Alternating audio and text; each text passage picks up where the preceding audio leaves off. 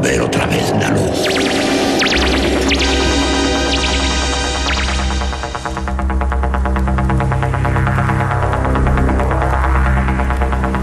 Estás entrando en el espacio en blanco. Una puerta a nuevas dimensiones de la existencia. Una nueva perspectiva sobre la realidad. Espacio en blanco.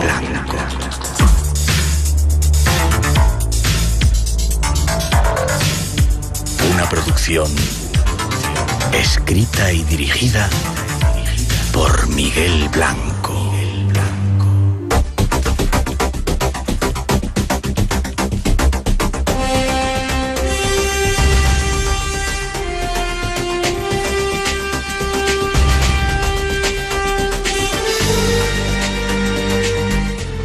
Son las 2:07, 1:07 en las Islas Canarias, y es el momento en el que el sonido del misterio llega de nuevo a las antenas de Radio Nacional y Radio 5.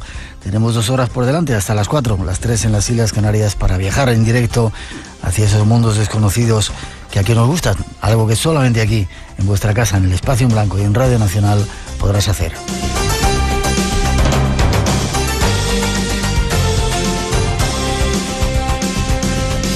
Es un placer para todos nosotros que hayas elegido pasar esta madrugada con nosotros. Los saludos y la bienvenida a nombre de todos los que nos encargamos de realizar el programa, incluido nuestro técnico Rubén de Felipe y Margasca, que esta noche controla nuestro mágico sonido.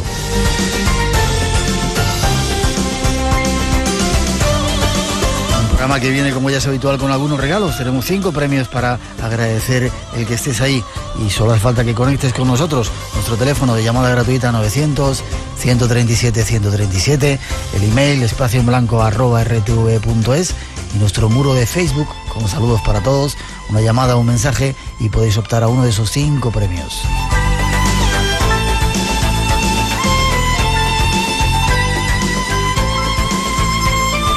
Con los saludos para todos los que estáis ahí esta noche disfrutando de la radio en directo.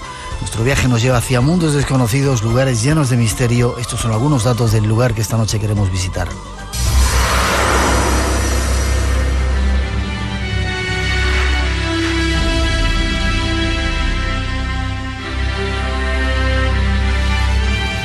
Nos vamos esta noche al continente perdido. Perdido y olvidado por muchos de los habitantes de este mundo que pretende ser moderno y civilizado. En él aún se pueden ver convivir las más antiguas costumbres, la magia más pura y las creencias más ancestrales, con algún que otro atisbo de lo que llamamos civilización. Nosotros no queremos olvidarnos que allá en el sur existe otro mundo lleno de vida. Una vida que esta noche os invitamos a descubrir en nuestra compañía. África, el continente negro, nos espera. Sangre, sudor y muchas veces lágrimas es el precio que te exige África por dejarte penetrar en sus entrañas. Y cuando te adentras en su interior, esperan secretos, misterios, ritos que nunca habrías imaginado, leyendas que hablan de dioses y gentes que aún conservan sus raíces. Vayamos juntos a conocerlos.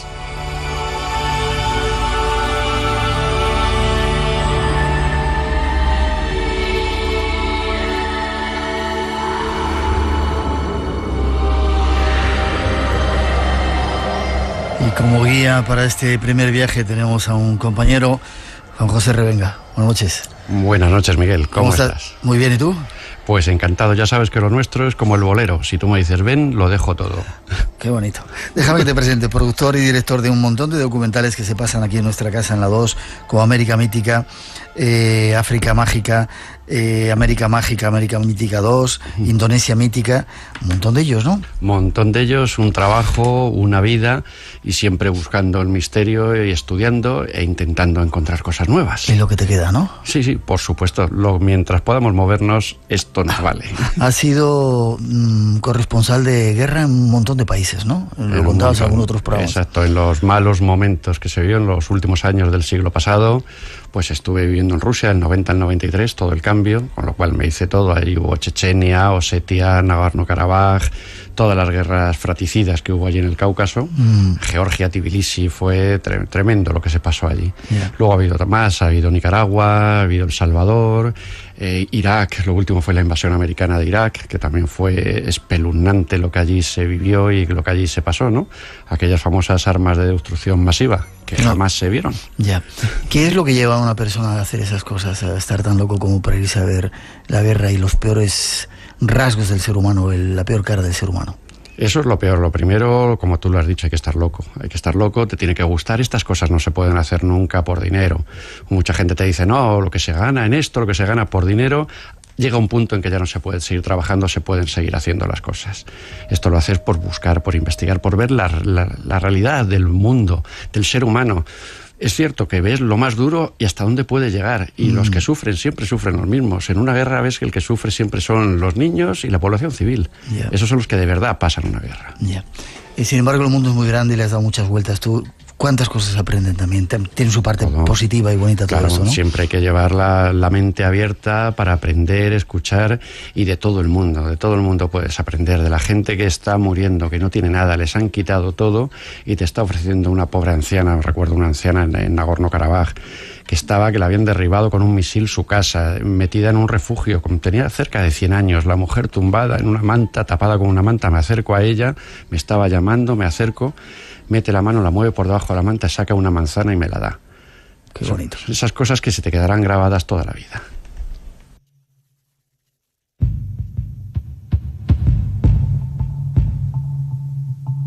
Y África, que es un poco nuestro objetivo hoy, ¿cuántas veces has estado en África? ¿Y la última vez que estuviste? Pues África, por la última vez el año pasado. Estuve en Burkina Faso, me hice todo Burkina entero por carretera, en la peor época, la época de lluvias.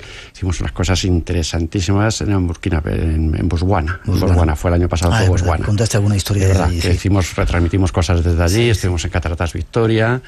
Y fue impresionante, sobre todo en época de lluvias, que estaban todos los caminos tapados, pero claro, eso es lo bueno, porque había animales por todas partes. Podías encontrarte las mayores bestias que puedes imaginar, los elefantes de un tamaño que ni en los libros los he visto. Cierto que era duro. De alguna manera definir África, porque África es muy curioso, es un continente que pasa como algunas partes de Asia, ¿no? Como la India. De repente te da un golpe y te rechaza y dice, nunca más voy a volver aquí. Exacto. Cuando sales de África, algunos países dicen, no vuelvo nunca, pero sin embargo al mes estás deseando regresar. Exacto. Y vuelves siempre. África no tiene un término medio. África o la odias o la amas. No tiene un término medio. Y esos momentos de amor y de terminar con ella te pasan continuamente en un viaje. En un viaje por África estás todo el tiempo pensando lo mismo. Hay cosas cuando ves algo único, algo impresionante, o tratos con la gente, cosas que ocurren, dices, esto es único, maravilloso. Pero luego tienes otros momentos que tienes desde los policías cuando te paran en la carretera, todos intentando sacarte.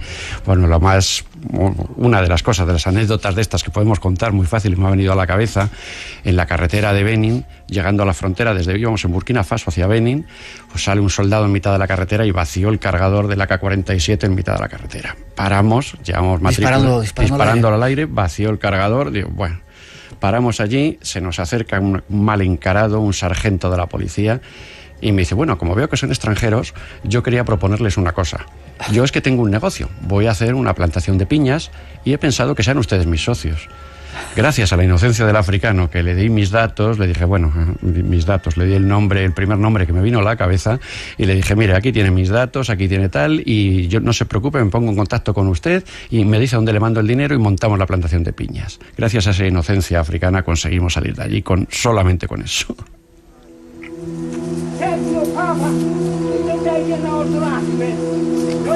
¿Y te hiciste socio? ¿Tienes un negocio entonces de piñas por ahí? Sí, yo soy el socio más minoritario porque no puse nada, claro. ¿Nos vamos a qué lugar?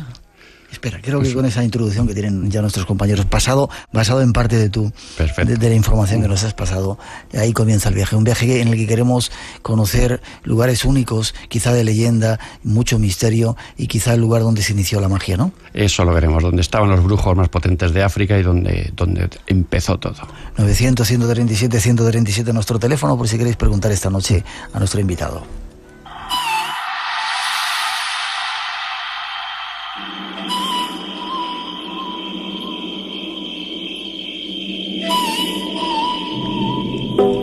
Nuestro primer destino en este viaje es Burkina Faso, traducido literalmente, el país de los hombres dignos.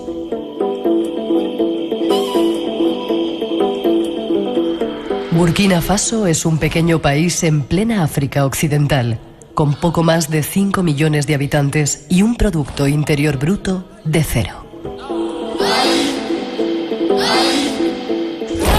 No producen absolutamente nada y viven de las ayudas internacionales, aunque a pesar de todo esto no es extraño ver circulando a gran velocidad por las calles de Ouagadougou, la capital de este enigmático lugar, numerosos Porsche modelo Cayenne con funcionarios del gobierno en su interior. La vida es así en África.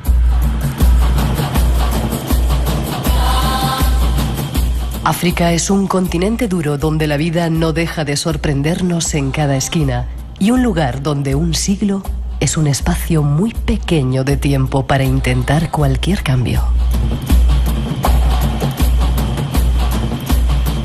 Nada más aterrizar en el aeropuerto internacional de Ouagadougou, ya notas que allí las cosas son distintas. La policía es amable, dentro de lo amable que puede ser un policía africano con un blanco.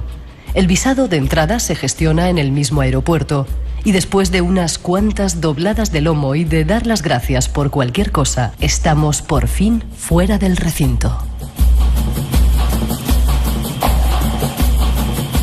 Allí empieza la primera pelea, con taxistas que luchan por el bocado que puede ser el traslado de aquellos despistados hombres blancos. Así comenzaba su relato nuestro invitado de la noche. Dejemos que nos siga contando algunos misterios de este desconocido país. Burkina Faso es nuestro primer destino. ¿Dónde está Burkina Faso? África Occidental, lo tenemos en el África francófona, en el cuerno izquierdo de África. Ahí lo tenemos. ¿Fronteras?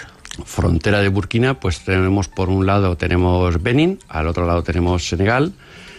Y vamos a ver, no recuerdo bien ahora exactamente qué es lo que tenemos debajo. Creo que Guinea Conakry está abajo. ¿Cómo llegaste? ¿Llegaste hasta Dakar, hasta Senegal? Hasta Senegal, y desde Senegal volar a Ouagadougou, volar a la capital de Burkina. ¿Cómo se dice? Ouagadougou, Ouaga. Ellos le llaman Ouaga para que sea más corto, Ouaga.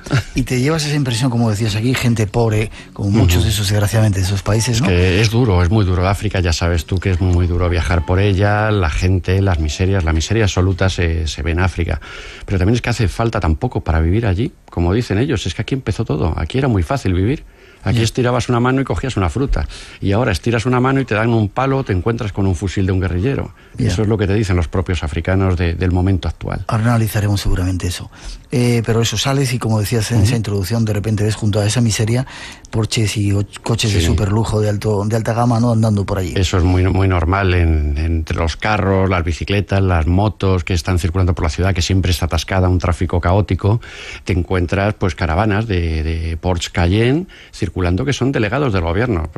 Delegados, o simplemente basta con que sea hermano de uno que está en el gobierno, para que tenga su Cayenne y sean Dios y manejen el poco dinero que tienen de ayudas internacionales, pero el dinero se queda ahí, no llega al pueblo. El pueblo vive de una agricultura de subsistencia, del mijo, del arroz, eso que tanta hambre quita en el mundo, y poco más, y el ganado, y un ganado famélico que pasta. Dicen que gran parte de los problemas de África los hemos tenido los blancos con la colonización y separar o dividir los países con tiralíneas desde Francia, desde Inglaterra, desde París o desde Londres o desde cualquier otro país, ¿no? Eso... sin importarnos las tribus, las etnias, las razas, lo que allí viviera, ¿no? Eso fueron los grandes fallos, ¿no? Hay una reunión en un salón de Londres, allí con un tiralíneas se hacían unas fronteras sin tener en cuenta que estabas o juntando o separando dos etnias que estaban en peleas desde hace miles de años. Claro, eso ha ido aguantando hasta que se fue la colonia. Cuando se va la colonia, pues se levantan entre ellos y empezaron los problemas. Ahí vinieron los problemas luego de Hutus, Tutsis, todo este tipo de guerras fratricidas, que son las peores y más duras que podamos imaginar. Eso es lo que llega cuando ocurre esto. Ya. También tú decías que en África antes se levantaban, estiraban la mano y cogían una fruta, o el campo, la naturaleza les da de vivir, ¿no? Llegamos los blancos colonizadores y dijimos, todo esto fuera y aquí plantáis solamente cacao, o plantáis café. Claro.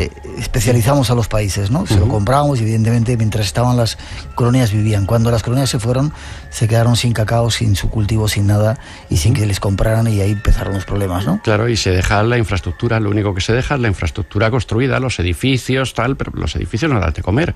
Lo que da es el campo, y si tú has tenido plantado, como bien dices, cacao, si quieres plantar bananos, si quieres plantar bananas luego, tarda 10 años en crecer la banana. ¿De qué comimos esos 10 años? Cosas que pasaron, como pasó en Nicaragua, en el cambio de los sandinistas, ocurrió eso. Había algodón, quitaron algodón y plantaron bananas. Por 10 años de miseria. Y en África pasó eso. Tenían cultivos selectivos. Y pensemos además que ya las riquezas minerales, que eran muchas porque es un continente riquísimo, habían desaparecido también se la había llevado la colonia. Ya. Vayamos a Burkina Faso. ¿Cómo llegaste allí? ¿Qué ibas buscando antes de que vayamos a ver pueblos como los tuaregs o esas mezquitas? ¿Qué buscabas? ¿Qué te llevó allí? Pues lo primero de Burkina, todo lo que te hablaba la gente de que eran diferentes, que era un pueblo diferente a los demás. ¿Los hombres, cómo era que se llaman ellos? El país de los hombres dignos. Dignos, es Burkina Faso, quiere decir. Y es cierto, porque cuando llegas allí ves que hay una amabilidad y un trato muy diferente al de cualquier otro tipo de militar, que es el primero que te atiende en una frontera, ¿no? Sí, porque tú en las fronteras africanas siempre te mueves, fíjate, una cosa que funciona mucho son los pin. Yo siempre iba con una bolsa de pin de McDonald's y con los pin de McDonald's se lo iba dando. Cuando estaba la cosa ya se empezaba a complicar, ahí no vale lo de las películas, del billete en el pasaporte ni nada de eso, no. Le das 2 pin de McDonald's al guardia y ya estás dentro. Eso es el mayor secreto, es eso, porque si no, pues vamos a billete, el billete se lo guardan por supuesto, pero no pasa. Así es. Y sin embargo en Burkina hasta el visado lo gestionabas en el aeropuerto. No era un precio excesivo, porque África, una de las cosas más importantes de los ingresos son los visados, son carísimos. Podemos hablar de 100, 200 dólares sin ningún problema para un visado. Era un visado, pues no recuerdo el precio, pero vamos, que era una cosa muy asequible. Te lo gestionan en un momento, te lo dan en el mismo aeropuerto. Y ya salir a la calle y buscar un hotel para empezar nuestra investigación en Burkina. Era uno de los países además más desconocidos, que menos se le conocía el interior de Burkina, y vamos a la búsqueda de Bani, de la ciudad perdida de Bani, que eran unas mezquitas, nos habían comentado. Eso lo dejamos para perfecto. Sales a la calle de repente, ¿cómo son los hoteles? ¿Cómo es el país? A África le falta mucho, el gran problema, y te hace que sea muy duro el viajar por ella, que no tienen infraestructura hotelera o turística, prácticamente ninguna. Ya saliendo de las grandes ciudades o ciudades costeras, no hay infraestructura. Ya entramos a hotel africano, al hotel donde van ellos. Que puedes imaginar, yo he visto hoteles africanos hasta en una cabaña de barro con paja que ponía pintado con tiza hotel. Eso puede ser un hotel africano. Este era un poco mejor porque estábamos en la ciudad. Pero un hotel del cual abres el grifo del lavabo y cae el agua al suelo directamente, porque no hay desagüe. El desagüe que caiga al suelo, y luego en el centro de la habitación hay una especie de sumidero por donde se va todo. ¿En el centro de la habitación, al lado de la cama? Sí, al lado de la cama. Es que corra el agua por el suelo y salga por ahí. En otros hoteles no hay ni sumidero, con lo cual va cayendo o chorreando a la planta de abajo, no hay ningún problema. ¿Y cómo te duchas o cómo...? Pues la ducha africana. La ducha africana es un cubo grande con agua y una cazuela más pequeña. Con esa cazuela más pequeña te tienes que estar echando el agua y ducharte. Estamos hablando con unas temperaturas de morir, muchos días cuando terminas camino que llevas de porquería y de barro hasta arriba, pues esa es la ducha que hay, que en ese momento es maravillosa. Simplemente la cuestión es viajar haciéndote a lo que son ellos, como viven ellos, y si ellos consiguen sobrevivir, tú no vas a estar una vida, vas a estar solo un tiempo. Y lo consigues. Vuestro objetivo era eso, ir a conocer esas mezquitas. ¿Cómo es el país? ¿Sabana? ¿Desértico? Desértico. Es un país en el interior muy desértico, con un clima súper seco, pistas de tierra anaranjada, la pista esta de tierra que se te mete en todas partes, arena fina, se te mete por todos lados, te ahoga, tienes que ir en el coche, tienes que ir con pañuelos en la cara porque si no, no puedes respirar. Y claro, cuando vas en esas circunstancias dices, bueno, ¿quién me mandaría a mí meterme en esto, no? A lo mejor 700 kilómetros diarios de pistas que nos hacíamos con un 4x4 que no era ninguna maravilla, un Land Cruiser que, vamos, con más de 30 años encima. Y bueno, pues ahí vamos aguantando el viaje con el equipo de grabación. Estamos haciendo una serie para esta casa, para Televisión Española. Y bueno, todo el mundo, eso es lo más complicado. Lo más complicado es la dureza y la gente, cuando llega a ese punto, no vienen dispuestos a ello. La gente va dispuesta a conocer un mundo maravilloso y luego a contarlo, no a aguantar el sufrimiento que hay que aguantar para llegar a los sitios. Y hay muchos lugares, como estos desconocidos, que solamente se puede llegar de esta manera. Que si quieres llegar, es esto, a base de sufrir.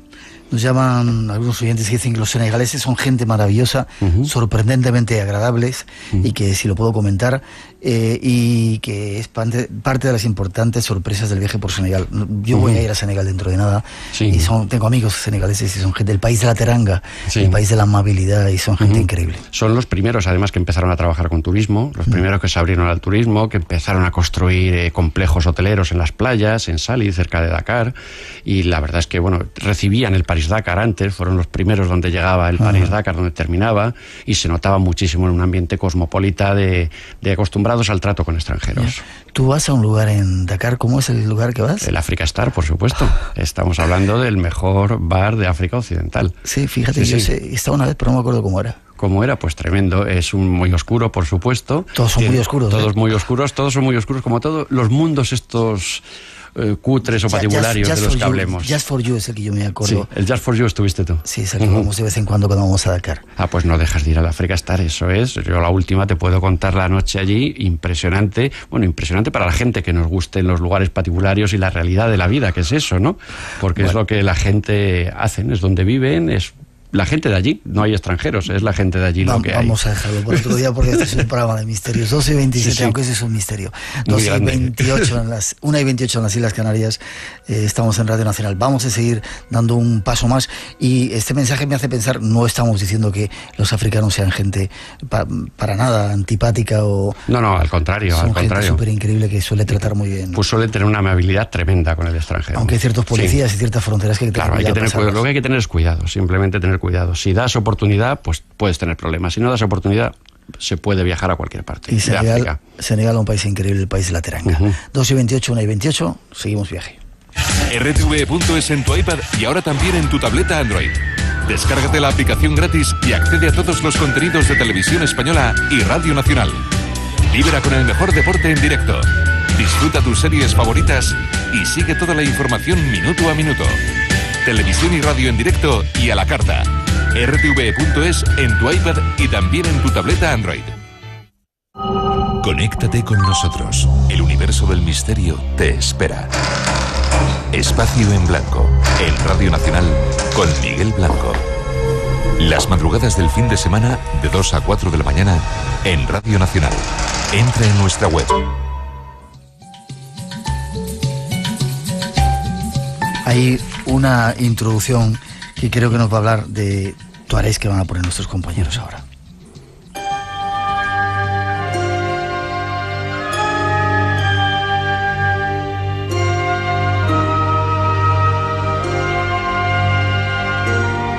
Los tuareg son altivos guerreros, cazadores de esclavos que no admiten vivir en un país donde el presidente es negro.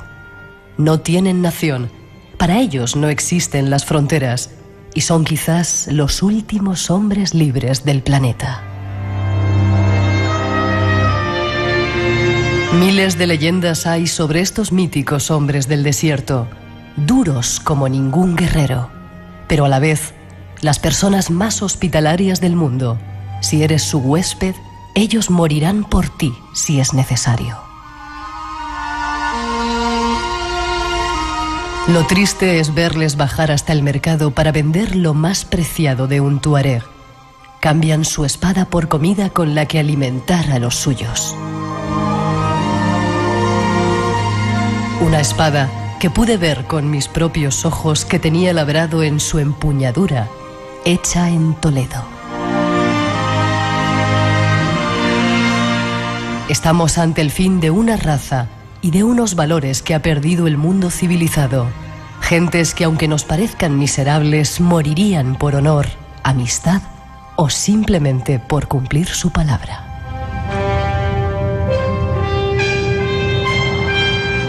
Entre los tuareg podemos ver hombres con los ojos claros, casi transparentes. Son los Bela Bela, los descendientes de los esclavos egipcios que ya entonces cazaban para los faraones y que terminaron mezclándose con ellos, dándoles una nueva y fuerte sangre que rompió la consanguinidad que podía haber terminado con su pueblo. Los tuareg fueron los mejores cazadores de esclavos que tenían los mercaderes árabes. Un tuareg podía perseguir durante semanas a un esclavo huido. Si su camello no podía seguir, le mataba, bebía su sangre y comía su carne para continuar, pero siempre regresaba con la presa de nuevo capturada al campamento. Conozcamos algo más de la vida de estos hombres de leyenda. En Burkina Faso hay tuaregs. Cuando salisteis de ¿cómo se dice? Ouagadougou. Ouagadougou. De la capital, ¿ya encontrasteis tuaregs en el desierto? No, los tuaregs los encontramos en Maracoe, en un poblado que está ya en los bordes del desierto, en los bordes de entrada al desierto, donde bajan los tuaregs una vez al mes a un mercado, al mercado donde vienen a surtirse de lo primordial, porque no tienen nada. Donde ellos viven no hay absolutamente nada. Si tienen agua y 4 cabras, ya tienen mucho para poder vivir. Y justo coincidimos, fuimos buscando la fecha en que bajaban a Maracoe para el gran mercado. Y estuvimos en un mercado tuareg que fue una de las cosas más impresionantes que hemos visto en la vida. Sí. Ver ¿Ellos ese tipo. compran, venden o hay trueque? Trueque. Allí el dinero no vale para nada. En todo el tercer mundo real, el dinero no sirve para nada. ¿Para qué quieres? No quieres amasar dinero, prefieres amasar trigo. Cambiar el trigo, cambiar 2 camellos por trigo, que es lo que realmente necesitas. El trueque, como estamos volviendo ahora, aquí, que ahora mismo el trueque funciona, tú ofreces algo para vender y la contestación es que te lo cambian por algo. Estamos volviendo a lo útil. A lo útil. ¿Qué cambian? ¿Qué ofrecen ellos a cambio de lo que necesitan? Pues ellos pueden vender camellos, lo que más de su riqueza son las manadas de camellos. Lo que cambian son manadas de camellos, y cuando las cosas están difíciles o no están en época que han procreado camellos, que no tienen crías para vender, yo los he visto vender a las espadas, la famosa espada del tuareg. Dices, no puede ser que estén vendiendo lo más preciado para ellos, porque estos hombres, como bien han dicho, lo que tienen son los valores como el honor, la palabra. En eso son altivos, tienen un carácter que no se agachan ante nadie, son diferentes. Es un pueblo realmente diferente a cualquiera del que vive en el África Negra. Ya. Y dime una cosa, ¿cómo pueden conseguir espadas hechas en Toledo? ¿Cómo les llegan las espadas allí? Pues les puede, hecha en Toledo. Hombre, hecha en Toledo les puede llegar de cuando estuvieron los árabes aquí. De cuando estuvieron los árabes, antigua. Claro, que fueran antiguas y las estaban cambiando por un saco de grano. Ya. Cosa que no puedes competir. Yo estuve detrás de una y no podías competir porque yo le podía ofrecer dinero, pero no le podía ofrecer comida para cambiarle. Y por un saco de grano estaba cambiando una espada de cuando estuvieron aquí. Ya. ¿Quiénes son los tuaregs? ¿Dónde está su origen? ¿Cómo se sabe algo de ellos? Los tuaregs tienen los grandes misterios de estos pueblos que aparecieron en el mundo hace como 2000 años. Estos hombres ya cazaban para los faraones, con lo cual calcula un poco los tiempos que llevaban. En aquellos años eran contemporáneos de los aztecas, que tampoco sabían de dónde venían. Todos estos pueblos, al haber una gran duda de su procedencia, se habla mucho de que si podían proceder de una tierra que hablaban, parecida a la Atlántida, que hablan de los tuaregs, que había un reino de 2 reinas, que eso podía ser la Atlántida. Los aztecas venían de Aztlán, la tierra más allá del mar, y no se sabía cuál era la procedencia exacta, igual que ocurre con los tuaregs.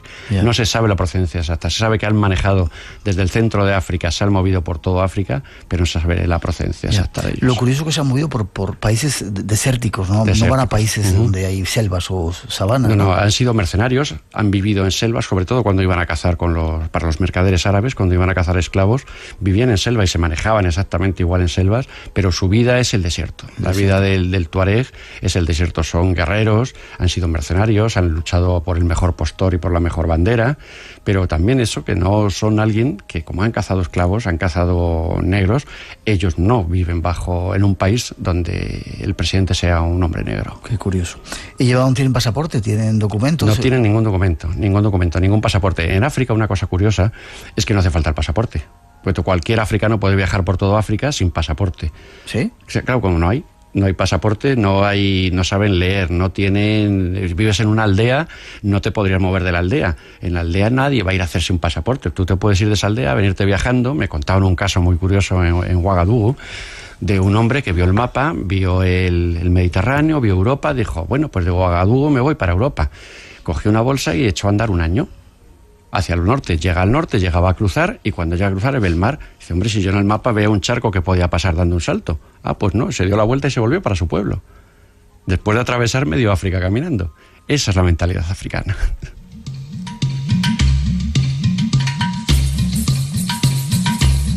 Alguna gente se nos va a enfadar por lo que dices, pero bueno, son cosas vividas, sobre todo son vividas, que no me las han contado. Son cosas vividas, vistas, he trabajado muchísimo con ellos y bueno, creo que los conozco, que conozco mucho a la gente.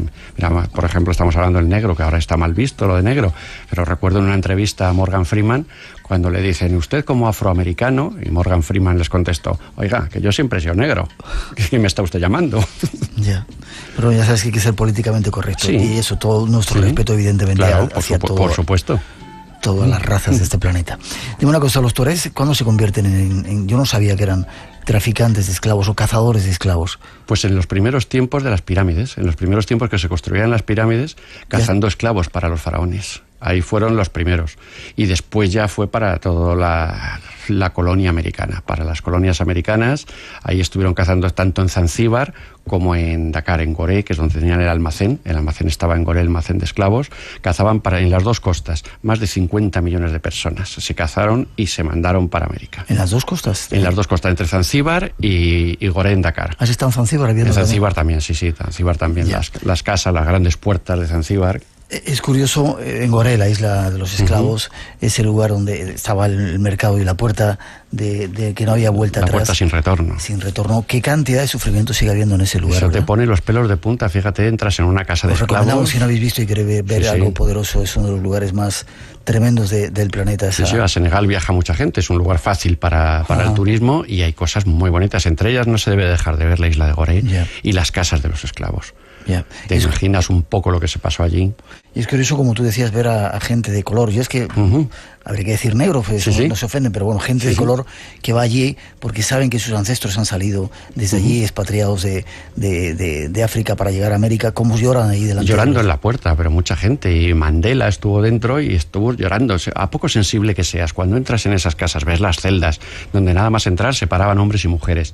Las celdas tenían el fin de preparar a los hombres para el viaje. Tenían que pesar los hombres un mínimo de 60 kilos, que era lo que estimaban que tenían que pesar para que aguantaran vivos la travesía. 60 kilos. Allí los engordaban a los hombres y a las mujeres para el viaje. Luego había celdas de castigo para los que se portaban mal, que aquello fue donde lloró Mandela cuando se asomó a la celda de castigo. Y encima de todo esto vivían los traficantes, tenían su casa, todos sus lujos y un pequeño patio donde hacían la venta, un patio semicircular, se hacía la venta y al fondo del patio tú te pones ahora y ves la puerta sin retorno, ves la puerta y el mar. Lo que podían pensar aquellos hombres, que saliendo por aquel lado ya no iban a volver a ver su tierra, ni sus hijos, ni su familia, ni su cultura jamás. Y gente que no sabía dónde iban a ir, no sabía dónde les llevaban. Ni lo que había ocurrido, no sabían lo que había ocurrido. Les habían cogido presos cuando vivían gentes que en aquellos años vivían en la mayor libertad del mundo, sin ningún problema, solamente la única preocupación era la caza y la subsistencia diaria. Encontrarse presos viendo aquello a esa gente que no la habían visto nunca, porque claro, te cazaban los tuareg, lo vendían a los árabes y los árabes ya eran los que te vendían a los blancos.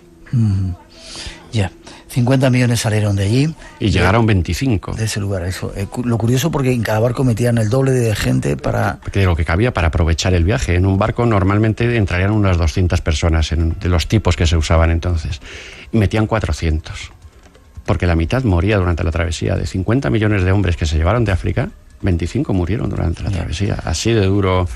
Eso te decían los africanos. Te dicen, fíjate, se habla de los judíos, de la exterminación, murieron 6 millones, nosotros que hemos muerto 50, no se habla de lo nuestro.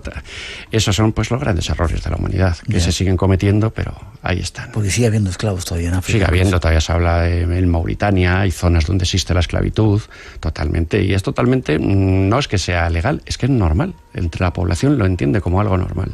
Es curioso, en Mauritania los esclavos que tienen son negros. Son negros. Son de color. Son de color.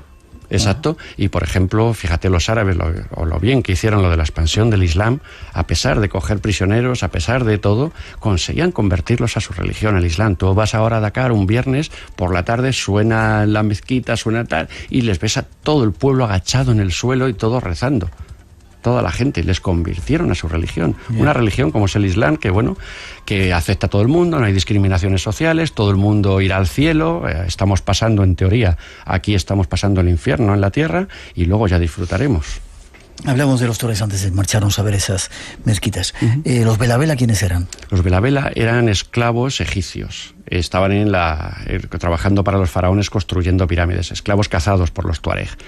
Y lo que se hacían es que los tuareg lo que hicieron fue mezclarse con ellos, metiendo una nueva sangre que la tenían, una consanguinidad absoluta al ser un pueblo que no era muy grande, había consanguinidad entre ellos que podían desaparecer en cualquier momento, y se mezclaron con los Bela Bela, que eran unos esclavos con los ojos claros, semitransparentes, lo que hoy nos deja ver a muchos tuareg de los que vimos en Maracoe con esos ojos. Tuareg con los ojos como un gato, tapados hasta arriba, y solamente se le veían los dos ojos transparentes. Una escena impresionante. Yeah. ¿Siguen fieles a sus costumbres todavía los tuaregs ahora? Totalmente. Siguen fieles a sus costumbres como lo hacían hace 500 años, cómo se movían, cómo vivían, lo que comen. Los que viven del turismo como tuareg son falsos tuareg, no son tuareg. Un tuareg jamás viviría del turismo, un tuareg es orgulloso. Y es cierto eso de la hospitalidad, que cuando te admiten en su jaima, en su tienda... Te dan la vida, morirían ellos antes de que a ti te ocurriera cualquier cosa. Un tuareg es la hospitalidad árabe, que en general es así de clara y de absoluta. En el tuareg llega a un punto que puede morir, y si no ya se encargarán de matarle a los demás tuareg si no ha cumplido 900-137-137 nuestro teléfono. Dicen una pregunta, dice: ¿cómo pueden tener los tuaregs si se dedican a la caza de personas? Estamos hablando de... No tiene disculpa el que sea en otros tiempos, pero en otros momentos la vida ha sido muy dura, y este mundo ha llegado donde ha llegado a base de muchas burradas que han ocurrido. Ya. Y preguntan también que cómo...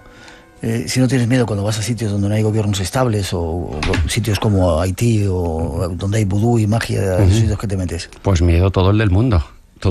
Yo creo que gracias a eso sigo vivo.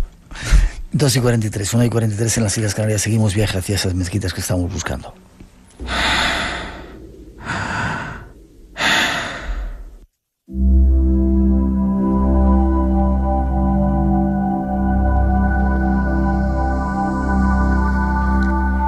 Bani existe, no es solo una leyenda, y hemos llegado. La euforia nos hace olvidar los males pasados, nos parece imposible que estemos aquí. Una tras otra aparecen las mezquitas, a cual más increíble. Están construidas en adobe, con tamaños espectaculares, decoradas con filigranas artísticas que realzan más su belleza y misterio. Cuando estamos extasiados caminando entre las faraónicas construcciones, se nos acerca un tipo de una inusual altura, casi 2 metros, con la cabeza cubierta por un cheché o turbante tuareg. El sacerdote de la ciudad quiere vernos. Al ver a aquel sacerdote de avanzada edad y apenas 40 kilos de peso, lo primero que me llama la atención es que tiene perdida totalmente la visión de un ojo debido a unas terribles cataratas que están afectando ya al otro.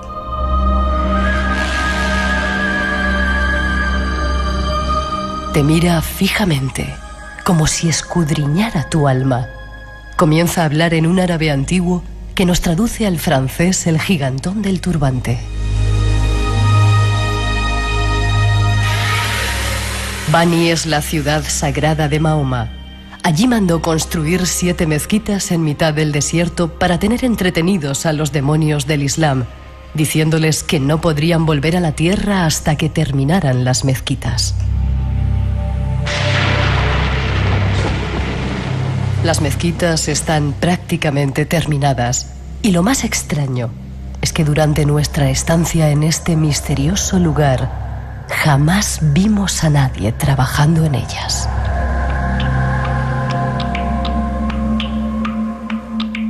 Las mezquitas del diablo son el próximo misterio que nuestro invitado nos descubre.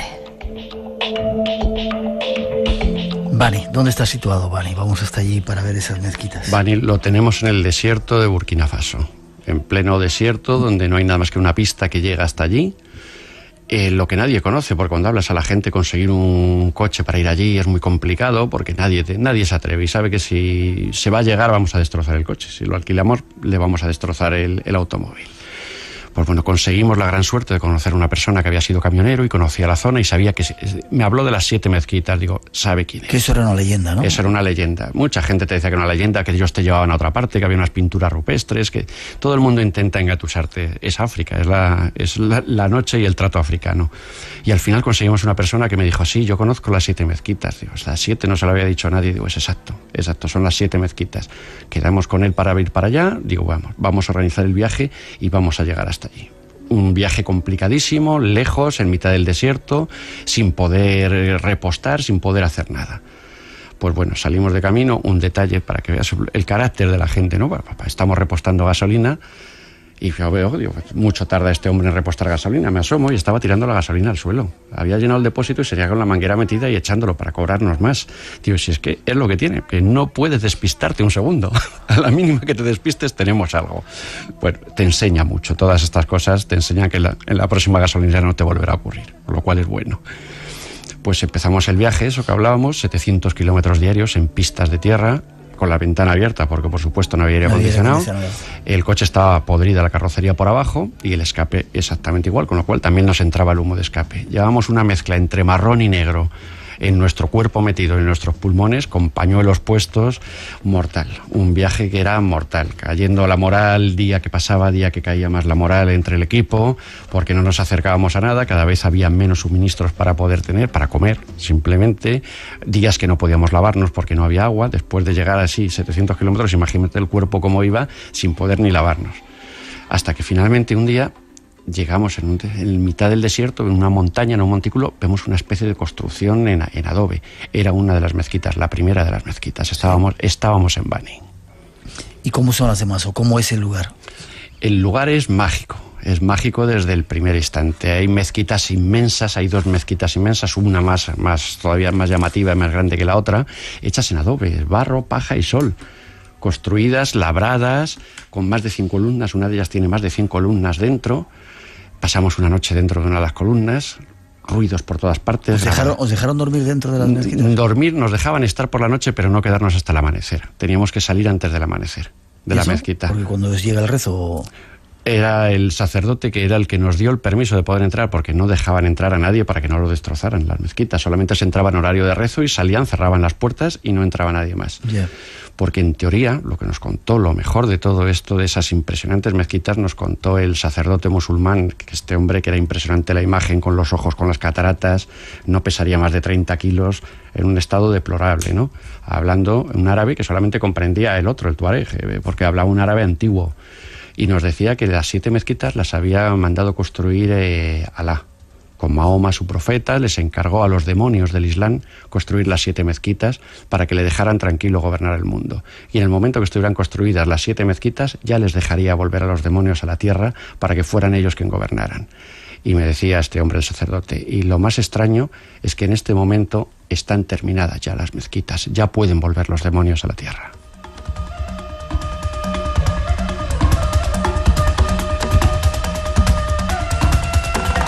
Quizá ya hayan vuelto esos demonios que estén por ahí, ¿no? Pues todo es posible y según lo que estamos viendo, o han vuelto o están trabajando directamente en la tierra, están trabajando sobre nosotros. Dime una cosa, ¿esas mezquitas estaban coloreadas? ¿Tenían...? Estaban labradas, tenían pues labrado de una mezquita islámica, hecho en adobe, una construcción, como te digo, de 100 columnas. Eso no lo puede hacer un pequeño pueblo en mitad de un desierto. Hay que saber de cargas, hay que saber algo de arquitectura, hay que saber un montón de cosas para que aquello no se te caiga encima según estás construyéndolo. ¿Quién les enseñó a hacer eso? No saben, no te hablan de nada, te hablan de unas gentes que hubo allí, sus antepasados, te hablan de gentes extrañas, gente de otros pueblos que convivieron con ellos, pero no te llegan a decir nunca quién fueron, quién estuvo allí trabajando con ellos. No hay herramientas, tampoco, nunca ves trabajando a nadie en las mezquitas, y sin embargo están construidas. Ni les ves trabajando, ni hay herramientas, ni hay una tecnología para poder hacerlas. Entonces, ¿qué ocurrió con las mezquitas de Bani? ¿Quién las levantó? ¿Quién las hizo? Pregunto. Ahí está, estamos. ¿Quién las hizo? Ya, eso... La teoría son los demonios del Islam. Bien, vamos a descartar lo que científicamente no es demostrable. Vale, entonces lo levantaron ellos. ¿Con qué tecnología? Ya. La tecnología no aparece por ninguna parte. Ya. ¿Es muy grande, Bani? Un poblado que no tendrá más de 100, 150 personas. Y tiene 7 mezquitas. 7 mezquitas increíbles. Tú imagínate el tamaño de la más grande para tener 100 columnas. Ya. ¿Cómo es de grande? En mitad de un desierto, donde no hay donde aprovechar nada, donde cortar árboles para llevar grandes ladrillos de adobe, donde hacer nada, herramientas, nada. Fabricar cuerdas para levantarlo. Ya. A punto de terminar, el país de Tatasomba. ¿De ahí fuisteis al país de Tatasomba? Al país de Tatasomba seguíamos camino porque nuestra idea es bajar íbamos hasta Benín, hasta Bomey, hasta donde nació el vudú, íbamos a estudiar el vudú. Y en el país Tatasomba, que está en la frontera con Benín y Nigeria, ahí hay unos castillos, una especie de castillos en colorido, arte africano muy bonito, como es todo el arte africano antiguo, además, ¿no? Y eso son castillos defensivos. Pero bueno, castillos defensivos, no había ejércitos al otro lado, porque en Nigeria, en Benín, no había ejército. Había pequeños poblados que simplemente no podían entrar a invadir, no podían solos entrar a invadirles. Entonces, ¿de qué se defendían? Es que lo que había al otro lado de los castillos, en Nigeria y en Benín, eran las tribus Fon y Yoruba, donde nacieron los hechiceros más potentes de África, los que crearon el vudú. Los que llegaban de Nigeria y de... Y de Benín, de República de Benín, lo que era el Alto Volta, el Salto Volta. Y esos castillos estaban para defenderse de que esa gente no entrara, con su magia. Esa brujería no les entrara, la magia más potente africana no entrara en su tierra, no entrara hacia Burkina Faso y hacia África Central. Ya. Es curioso porque sí llegó a América esa magia claro, con los yorubas, la santería, exactamente, el candomblé, la macumba, todo eso. Eso es lo que no sabían los traficantes de esclavos, qué tipo de gente se estaban llevando. Que con eso se llevaban también esa magia. Se estaban llevando a los brujos más importantes de África, se estaban llevando a las etnias Fon y Yoruba. Esas etnias se mezclaron por las religiones que había en el Caribe. Los indígenas caribes eran caníbales. Y luego a eso le ponemos la Iglesia Católica, en la que te decía que comed y bebed mi cuerpo porque esta es mi sangre.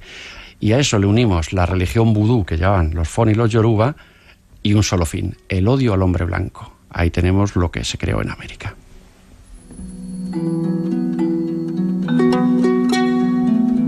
A punto de terminar, hemos estado hablando algunas veces, Juanjo, de la religión, de vudú me refiero. Lo más fuerte que has visto en África, porque en ese viaje fuiste al final a ver cosas de vudú, ¿no? Sí, estuvimos en el río Mono, donde nació el vudú. Discúlpame, y no hay que confundir la religión vudú con esa magia negra que mucha gente cree que... No, en absoluto. Que hemos visto en las películas americanas y que nos han hecho pensar que el muñequito y todo eso no tiene nada que ver con el vudú, eso. Lo que tiene el vudú es la religión más antigua del mundo. Son 7.000 años de antigüedad, con los 1.500 del Islam o los poco más de 2.000 que tenemos nosotros. 7.000 años son muchos para que se equivoque un ser humano. Ya. ¿Qué es lo que has visto allí? Allí he visto de magia ceremonias, negra me refiero, de ese tipo de cosas. En Abomey he visto muchas ceremonias de vudú, hemos visto ceremonias de vudú en Abomey, las hemos visto en el río Mono, y cosas que han ocurrido. Pues te puedo decir, por ejemplo, en el río Mono, en Yebe, una ceremonia de todo el pueblo. Estaba todo el pueblo involucrado con unos muñecos enormes de paja. No dando lo montaban vueltas. porque vosotros llegarais, ¿no? No, siempre estas cosas hay que hacerlas en el sitio donde es y no porque viene alguien y te va a pagar. No. Llegamos nosotros, igual que llegamos a otro poblado y como no llovía iban a montar una ceremonia porque no llovía. Llegamos aquí y estaban montando la ceremonia vudú porque habían venido sacerdotes de otras aldeas y aprovechamos la historia para quedarnos allí. Eso sí, habría que darles algo para que nos permitieran quedarnos y grabar, pero no organizarlo, no montar las cosas para hacerlo, porque entonces volvemos a lo falso y ya estamos en lo de siempre. Pues bueno, esta gente montaba una especie de muñecos de paja que son como conos enormes, de como unos 2 metros de alto, que van dando vueltas por el suelo, hombre, teóricamente con dibujos, con cuernos, con aditamentos religiosos. ¿Y dentro hay una persona? ¿No? En teoría, dentro hay una persona, teóricamente. Teóricamente hay una persona dando vueltas y cuando son los engungus, los fantasmas del vudú, y cuando se acercan a la persona todo el mundo corre porque si les toca se los llevaría al mundo oscuro, al otro lado del puente, ¿no? Y va dando vueltas, de momento se paran, levantan uno, yo no vi salir nadie con los ojos, pero luego montando la imagen cuadro a cuadro tampoco se vio. Espera, estaba dando vueltas esa especie de sombrero gigante, se para y lo levantan. ¿Y no había nadie dentro? No había nadie dentro. ¿Cómo se movía entonces? Bueno, no había nadie dentro, había una figura de un demonio con cuernos, el cual rocían con sangre de una cabra que acababan de matar, lo rocían con sangre, Dentro no se veía absolutamente nada, el cono estaba vacío completamente, un cono de 2 metros de diámetro por 2 de alto. Ni estaba escondido por detrás, ni había... Ni le habíamos visto salir. Dice, bueno, no son tan listos para engañarnos, que es lo que pensaba. Digo, bueno, ahora esto si vuelve a moverse, aquí ya estamos pendientes. Lo ponen encima, lo bajan. Era una figura de barro de unos 80 centímetros, 1 metro de alto, por unos 50 de ancho, con el demonio que habían rociado con la sangre de la cabra. Lo vuelven a tapar. Ahí sí estuvimos todos pendientes de que cuando entraba dentro la persona, allí no entró nadie, eso empezó a dar vueltas y volvió a bailar otra vez. Increíble, magia. Nos engañaron, difícil era que nos engañaran. Qué curioso. Llaman hasta de Portugal diciendo que les encantas cómo hablas. Dice, para decirnos que les encanta cómo habla Revenga. Pues que muchas gracias.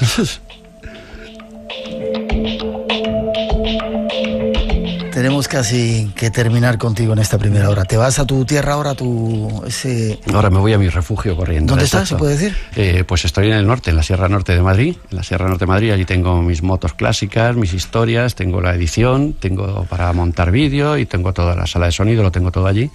Y allí me arreglo mis motos clásicas, me monto mis vídeos y soy feliz, Miguel.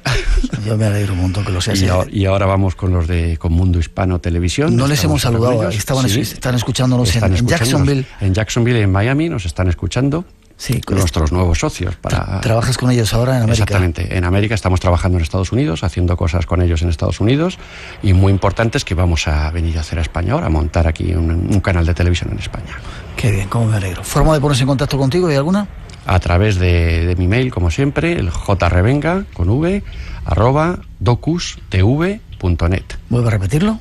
jrevenga, con v, @docustv.net. docustv.net.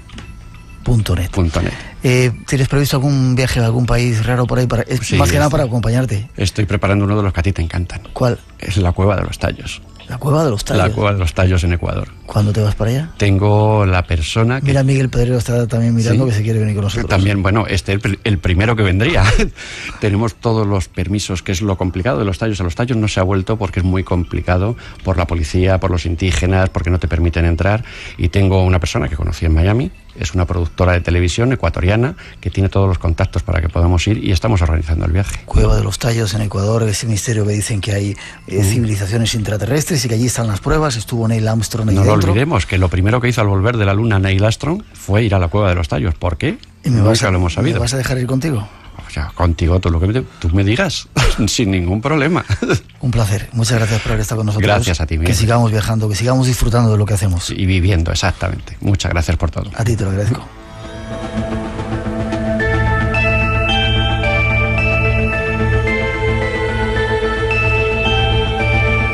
Una mínima pausa hemos de hacer, llegan las noticias de las 3, las 2 en las Islas Canarias, después regresamos. Miguel Pedrero nos va a llevar a conocer algunos interesantes e intensos casos, seguramente extraterrestres, porque no hablamos que de eso últimamente, y después seguramente nos vamos al Amazonas con otros compañeros o a contaros algunas otras historias. 900-137-137, nuestro teléfono, por si queréis intervenir en ese concurso que tenemos, y nos vayáis que enseguida regresamos. Tenemos mucho que contaros todavía aquí en Radio Nacional de España y en Radio 5.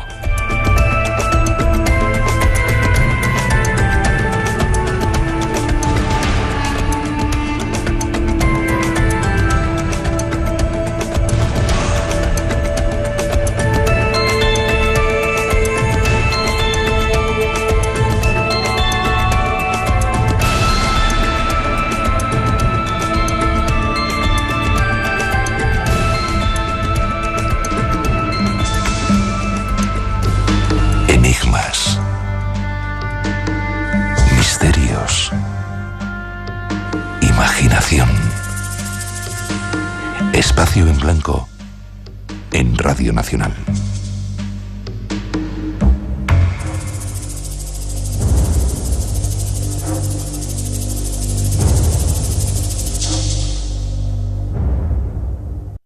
Espacio en Blanco en Radio Nacional de España con Miguel Blanco.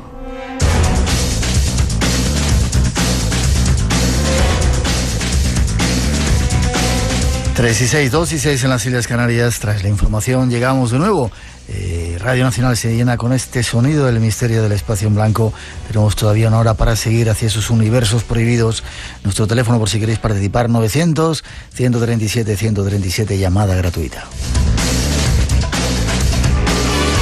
En esta primera parte viene Miguel Pedrero. Tras esa sintonía le saludamos. Ya está sonando. Buenas noches, Miguel. Muy buenas. ¿Cómo estás? Pues muy bien.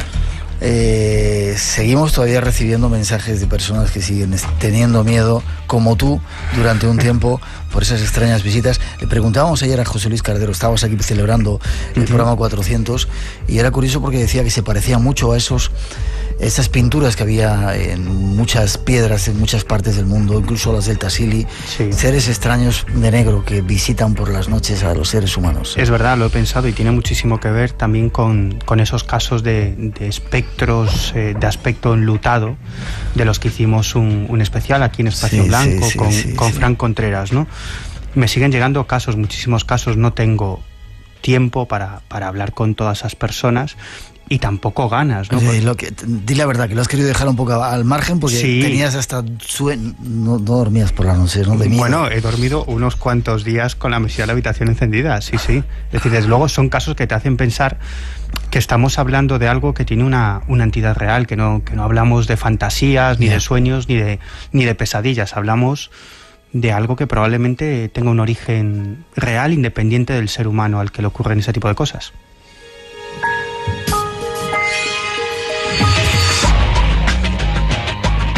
Un tema que sacamos no por casualidad, porque nos llamaba la atención, pero que nos ha sorprendido la tremenda cantidad de personas que había tenido historias, experiencias con esos seres. ¿Y hoy de qué vamos? De extraterrestres, ¿no? De ovnis, como casi siempre. Bueno, hoy vamos de ovnis. Hace ya bastante tiempo que estamos siguiendo casos de ovnis sobre instalaciones militares españolas. Dentro de poco vamos a tener un testigo. Creo que en los programas especiales que estamos haciendo en Murcia, creo que fue el caso tremendo e increíble ese caso. Sí. Bueno, si no me equivoco, fue el EVA 4. Sí, el EVA 4. El EVA 4 en Rosas. En Rosas, es verdad, sí. No era en Murcia, en Rosas. En Rosas, en Girona. Bueno, un caso espectacular. Ya lo contaremos aquí con testigos de primera mano, que ya veréis qué historia tan increíble. Lo escucharán los oyentes. Te digo que estos casos son muchísimo más habituales de lo que parece. En una ocasión, yo creo que lo he comentado alguna vez, yo tuve al jefe de una base militar donde había sucedido un avistamiento ovni alucinante. Ya, querías darle el email porque sabemos que hay muchos militares escuchándonos, hay mucha gente de los cuerpos de seguridad, cosa que nos alegra. Si queréis contar algún caso, respetaríamos vuestra identidad, evidentemente, si queréis.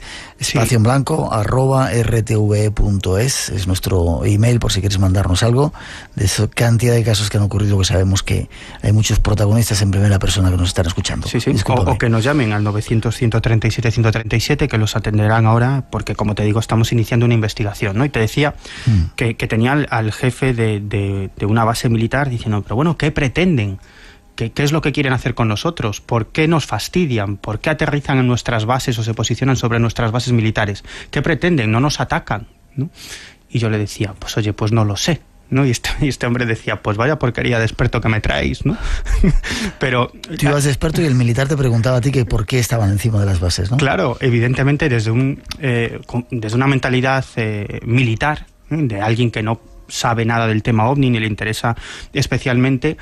¿Qué razón tiene que un objeto extraño se posicione sobre la base o juegue con los aviones militares o juegue con los militares y no ataque ni haga nada especial? ¿Cuál es su pretensión, no? Bueno, pues hoy nos vamos a centrar en un caso que tuvo lugar no hace demasiado, en el año 2010, en la base militar de Bobadilla. ¿Dónde está esto? Esto está muy cerca de la localidad malagueña de Bobadilla Estación. A unos pocos kilómetros. Málaga, Andalucía. En Málaga, efectivamente. Está enclavada. No tenemos oyentes allí, o sea que no te preocupes. No tenemos oyentes. Pues estoy seguro que llamarán unos cuantos.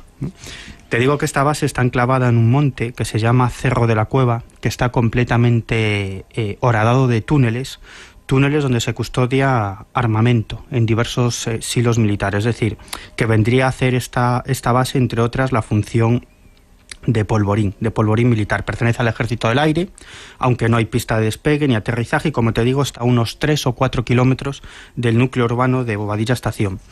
Y esto es importante, tiene un moderno sistema de seguridad, y luego comprenderás por qué.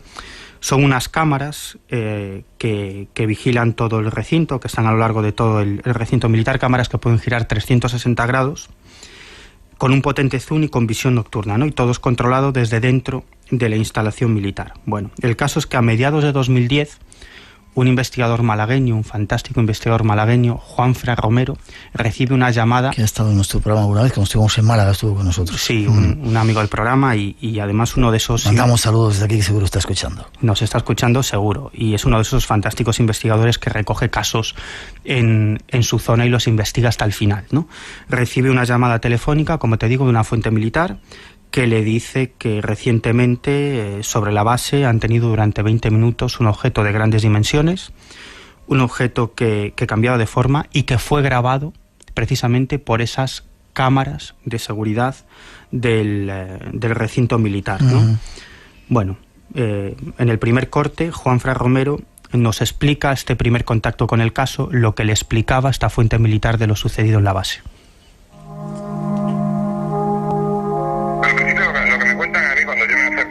A Bobadilla empezó a interesarme por el caso, es que se ve una especie de esfera que se coloca sobre la vertical de la base, y esta esfera comienza a hacer unos cambios físicos que son totalmente inexplicables para las leyes de la física, como la conocemos nosotros, ¿no? Pues pasa de ser una esfera a ser una línea, se vuelve a convertir en una esfera para convertirse en media esfera solamente, vuelve a convertirse en una línea alargada, se vuelve a convertir en una esfera, aumenta de tamaño, pues 5 veces su tamaño, tanto que llega a molestar a la vista, a las personas que están testigos del avistamiento, y sigue haciendo este proceso de cambio de forma durante unos 20 minutos hasta que al final, de una forma muy espectacular, parece como si flotara y desaparece y ya vuelve la oscuridad a la base militar.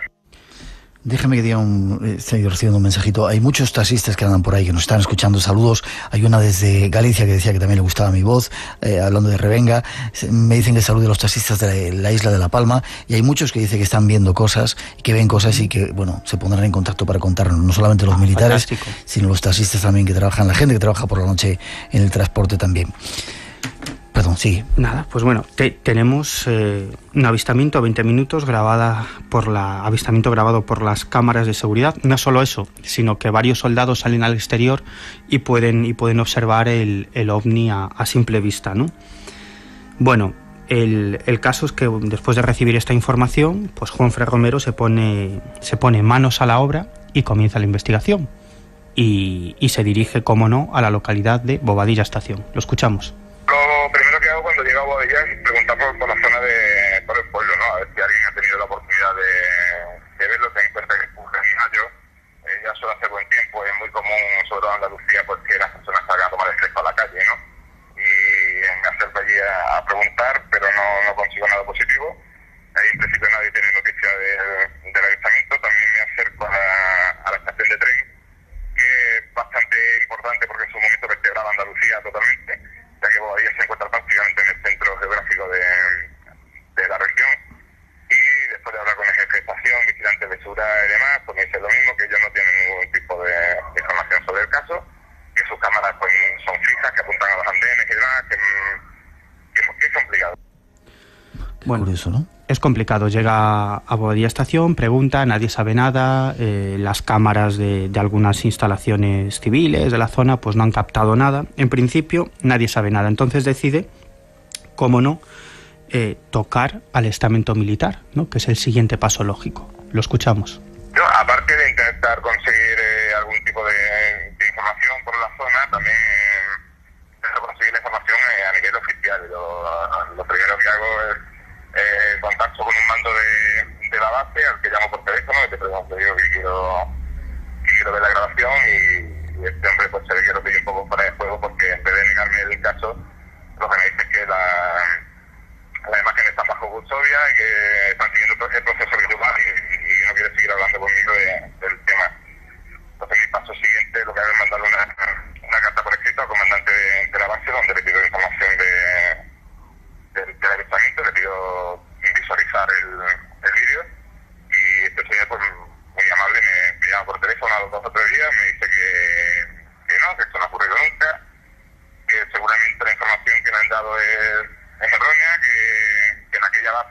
no se guardan hombrecillos verdes. Es decir, que era una leyenda popular lo de ese supuesto avistamiento, ¿no? Bueno, él decían en la base. Él llama a uno de los mandos de la base y le confirma que efectivamente algo ha pasado, pero que no le puede dar información. Yeah. Es tiempo después cuando lo llaman por teléfono y le dicen que eso no hay nada. Incluso llega a ponerse en contacto con la comandancia de Málaga y allí la respuesta que le ofrecen vía postal es simplemente que no le pueden facilitar información, que no pueden facilitar información sobre aspectos militares a un civil, evidentemente, ¿no? Bueno, el caso es que Juanfre Romero incluso llega a localizar a otros testigos, a testigos no militares de este caso, una familia que venía de Antequera, venía del cine, y al circular por la carretera justo al lado de la instalación militar de Bobadilla, divisan ese enorme objeto no identificado. Bueno, el caso es que comienza a tocar a sus diferentes contactos en el estamento militar y al final consigue la filmación, esa filmación. Sí, lo escuchamos. No te puedo contar mucho de cómo consigo el vídeo, si te puedo decir pues, que se consigue a base de tesón, a base de dejarme desmocho por allí, de dejar mi tarjeta en todos los bares, de que se da mi coche, de alguna manera de familiarizarme con el entorno, ¿no? Finalmente el vídeo llega a mí, lo que llega es un fragmento del vídeo, no llega el vídeo de 20 minutos, sino llega un pequeño fragmento que dura unos 42 segundos y la verdad es que el vídeo es realmente espectacular, o sea, es una imagen impresionante. Lo que con palabras me habían dicho que había ocurrido se puede ver totalmente en esa grabación, se ve como ese objeto luminoso va cambiando de forma y de tamaño. Hay momentos que ocupan la mitad de la pantalla, hay momentos que se quedan en una semicircunferencia. Es totalmente espectacular y finalmente tiene como una explosión, como si pinchara, como explotara, para que te hagas una idea, como si un globo explota y ya desaparece la pantalla, queda en negro y los soldados que están en la base pues no saben darle explicación a lo que es. Es decir, que desaparece como explotando, o sí, implosionando. Implosionando. Bueno, el vídeo, como decía él, es espectacular, ¿no? Yo no me he cansado de ver... ¿Lo has visto? Sí, claro. Claro, y si quieres luego te lo enseño. Me gustará, sí. Lo tengo abajo, ¿no? Se ve cómo el objeto cambia de forma. Se escuchan algunos comentarios que hacen las personas. Nos piden en el Face que lo pongamos en el Face. ¿Se lo podemos cargar? No, vale, no he dicho nada. Complicado. No he dicho nada. Y en un momento determinado, no de momento, un poquito más adelante, bueno. no de momento. Y en un momento determinado, pues eso parece que explota o se expande y desaparece completamente de la pantalla y del cielo, porque como te digo, ese objeto fue visto también por militares de la base físicamente y por otras personas que circulaban por una carretera cercana a la base, ¿no? Fíjate que a mí este caso me llamó la atención por muchas cosas, ¿no? En la base de Bobadilla han pasado muchísimas historias relacionadas con los ovnis. No hace tampoco demasiado, gracias al investigador sevillano José Manuel García Bautista, tuve la oportunidad de entrevistar a un militar de Morón de la Frontera, que curiosamente vivió una experiencia ovni, más que ovni, no ovni, sino un encuentro con un humanoide en la base de Bobadilla, ¿no? ¿Allí en esa base? Sí, en esa misma base. Como te digo, su misión era escoltar un tren que llevaba munición, ¿no? Desde Sevilla a esta base de Bobadilla. Como te decía antes, el monte en el que está completamente horadado, ¿no? Entonces ellos lo que hacían era entrar en un andén subterráneo y descargar esas armas a una serie de silos militares, ¿no? Que hay allí. Bueno, el caso es que todo iba normalmente, estaban descargando el armamento y en ese momento este militar observa a unos 10 metros de su posición, menos de 10 metros, un ser que me describe de la siguiente manera: 1,20 m, completamente negro, con una cabeza muy grande, aspecto amorfo, y se movía entre las vías. Claro, él dice: ¿qué estoy viendo aquí? Esto, qué cosa más rara, ¿no? Y avisa a su compañero y le dice: oye, ¿tú estás viendo lo mismo que yo? Este suelta un taco y dice: ¿qué es eso? Y enseguida lo que hacen es quitar los pestillos de seguridad de sus armas. En ese momento el ser se acerca un poco más a ellos y los mira fijamente con unos ojos rojos enormes. Y cuando ya iban a actuar con sus armas, este ser pega un salto y se introduce en uno de estos silos militares.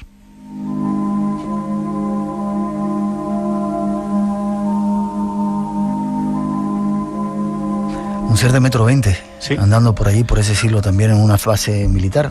Avisaron al resto de los militares que estaban allí, así incluso a gente de la base, que les dijeron que chitón, que no había pasado nada y que se acabó. Bueno, este hombre recordaba el caso y bueno, todavía estaba tremendamente sorprendido, y como el de la base, ¿no?, que buscaba respuestas. Bueno, ¿y qué era?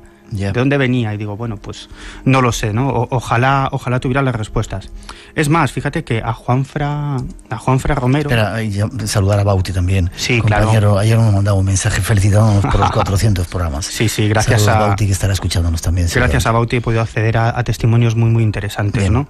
Y como te digo, en el caso de Juanfra Romero, después de investigar este caso y publicar algo sobre el asunto en la revista Año Cero, recibe la visita de un alto mando militar, sí, en su despacho profesional, que le dice que es conveniente que se olvide del asunto. A partir de ahí, él efectivamente se olvida del asunto, no por ningún tipo de miedo ni de temor, sino porque no quería meter en líos a sus fuentes militares, porque sabía que estaban intentando localizar a esos militares y posiblemente les abrieran un expediente o sufrieran algún tipo de castigo. Pero es que alrededor de Bobadilla, en Bobadilla Estación y en otras localidades cercanas, son puntos calientes de avistamientos ovni. Es decir, este caso no es un caso aislado, y Juanfra Romero ha tenido la oportunidad de recoger, de investigar muchos de estos casos, ¿no? Nos cuenta, por ejemplo, uno que sucedió no hace demasiado tiempo a unos 4 kilómetros de la base de Bobadilla. Esto es lo que vivieron dos personas, una pareja. Lo escuchamos. Una sala de despiece de aves a las afueras de la localidad, en el polígono industrial. O sea, entre las 5 o 6 de la mañana los trabajadores están preparando las cargas para comenzar el reparto. Oyen un ruido muy extraño, como si fuera el ruido de maquinaria agrícola, pero mucho más pronto. Pues varios de ellos salen al patio para ver qué ocurre, y cuando levantan la vista se encuentran con una nave triangular. Ya en este caso no hablamos de una luz, sino que hablamos de una nave elíptica triangular de unas dimensiones bastante grandes.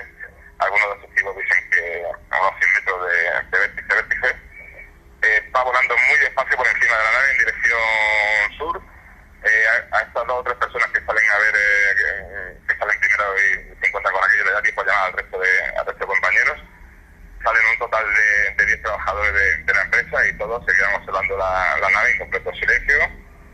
Ya no es un objeto volante no identificado, sino que es una nave, algo mucho más concreto, ¿no? Efectivamente, era el avistamiento protagonizado por varios trabajadores que de una empresa de allí de Bobadilla Estación. También ha recopilado, como te digo, muchos otros casos al que me refería anteriormente. Una pareja que ve como un objeto se le acerca al coche. Esto sucede de noche, se divide en 2 y comienza a moverse alrededor del automóvil, y finalmente salen disparados. En este caso que acabamos de escuchar es de un objeto triangular. Juanfra ha tenido la oportunidad de entrevistar a numerosas personas que han observado enormes objetos pues triangulares. Sí, de aspecto triangular. Espera, lanzamos desde aquí el aviso, si hay alguien que lo haya visto en esa zona de Málaga, que nos dé un toquecito y nos cuente. Y bueno, en el año 2000, el 10 de septiembre de 2000, Juanfra tiene la oportunidad de entrevistar a un testigo de un caso absolutamente espectacular, el avistamiento también de otro objeto triangular. Como te digo, esto sucede el 10 de septiembre del año 2000, y el protagonista, uno de los protagonistas de este caso, se llama Juan Carlos Cañavero, y contempla, como te digo, eso de las 5:30 de la mañana, junto a otro compañero con el que circulaba en automóvil en esa misma zona, un objeto triangular gigantesco. Así se lo contaba a Juanfra Romero, el testigo. Bueno, pues yo iba durmiendo, y en eso me llamó el compañero, pues sobresaltado, me despertó diciéndome que mirara hacia el cielo, que había allí un objeto raro, era un triángulo. Dice, mira lo que hay. Y en eso que ya me desperté y miré para el cielo, no vaya, nada más que abrí los ojos ya lo vi, y a lo lejos pues pudimos ver lo que era un triángulo. En lo alto de una montaña, pues un triángulo. pero vaya, un triángulo grandísimo, porque si la montaña era grande y el triángulo se veía perfectamente que era un triángulo, pues ya ves, nos llamó mucho la atención. Y era de color amarillo, y era amarillo en el interior, después no soltaba luz, era simplemente que era todo amarillo por dentro, muy luminoso, pero en el interior. Y no solamente lo ha visto él, sino ha habido muchos más casos de gente que ha visto ese tipo de objeto por ahí, ¿verdad? Sí, y además, en este caso concreto, ellos no fueron los únicos testigos, sino que más personas de localidades cercanas también contemplaron el objeto. En la carretera esa es una recta muy larga, pues calculamos en su momento, lo estuvimos hablando, que podría durar unos 10 minutos, desde que nosotros lo vimos. Y también conforme íbamos pasando por los pueblos, concretamente por uno, que no me acuerdo el nombre, un pueblecillo que hay chiquitillo, que las calles muy estrechas por donde se pasan, por la dirección Lucena, pues también había allí vecinos asomados que sabían que estaban allí en los bares, pues había, en cada bar en la puerta podía haber tranquilamente unas 10 personas mirando también el objeto. O sea que no éramos los únicos que lo estábamos viendo. Qué curioso, ¿no? Sí. Y ¿cómo te gustaría ver a ti uno de esos? Déjame que diga, Miguel, sí. Normalmente tiene solamente un cuaderno de campo donde tiene sus datos, ¿no? Hoy tiene 3, o sea que te lo has currado el caso, ¿eh? Fíjate todo lo que me queda por contar. Ya, pero se nos acaba el tiempo. De este y otros casos. Tenemos que ir al Amazonas. Pero en otra ocasión. Y bueno, y nos queda por escuchar lo mejor, cómo desaparece este objeto volador. Sí. Al cabo de los 10 minutos que nosotros ya empezamos a verlo, que a saber el tiempo que llevaría allí, pues el triángulo grande amarillo, pues de repente se hizo un círculo, como si fuera una pelota de tenis.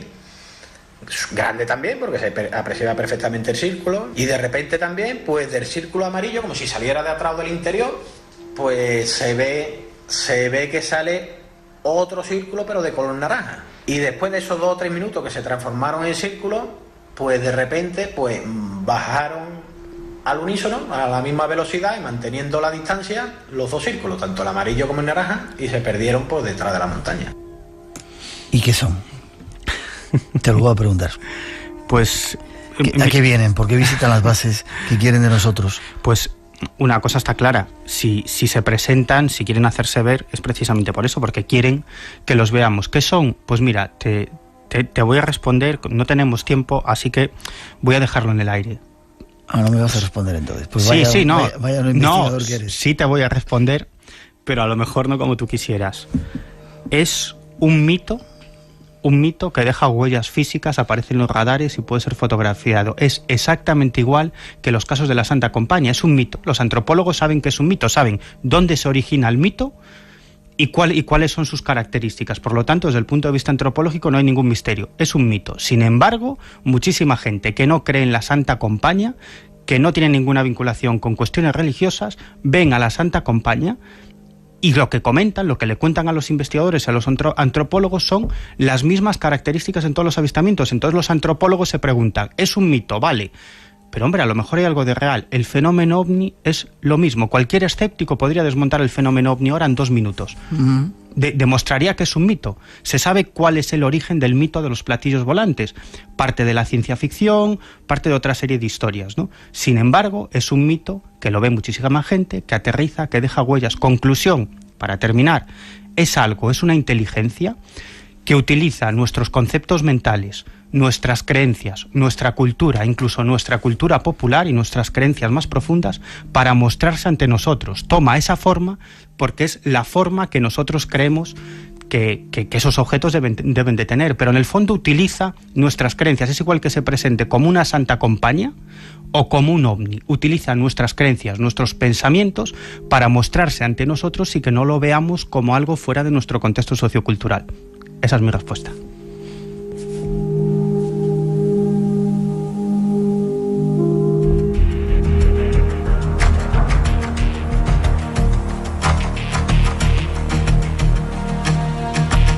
Y te quedas tan tranquilo, ¿no? De última pregunta, te dicen si sabes algo sobre los avistamientos este mes de mayo pasado en bases militares. No tengo ni idea. Que se pongan en contacto, con nosotros, que me interesa mucho. espacioenblanco@rtv.es, nuestro email 900-137-137, nuestro teléfono. pues a lo mejor algún día bajan esos y dejan una prueba y hablan contigo y con millones de seres más en este planeta y nos dicen quiénes son, ¿no? Ojalá. Ahí estaremos. Ojalá. Gracias, Miguel. Hasta la semana que viene. Hasta la próxima. Seguimos investigando, ¿vale? Ahí estamos. 3:31, 2:31 en las Islas Canarias. Seguimos en directo. Hay otro viaje todavía que nos queda hasta el Amazonas con nuevos invitados que llegan, pero antes un recuerdo. Todo lo que tenemos, queremos compartirlo. Instituto RTV, matrícula abierta en los ciclos formativos. Con prácticas en Radio Nacional y Televisión Española y acceso directo a la bolsa de trabajo. Instituto RTV, formando profesionales de la comunicación. Toda la información en rtv.es/instituto. Espacio en Blanco. El fin de semana de 2 a 4 en la madrugada del sábado y del domingo. Tu cita con el misterio. Conecta con nosotros. En Radio Nacional, con Miguel Blanco.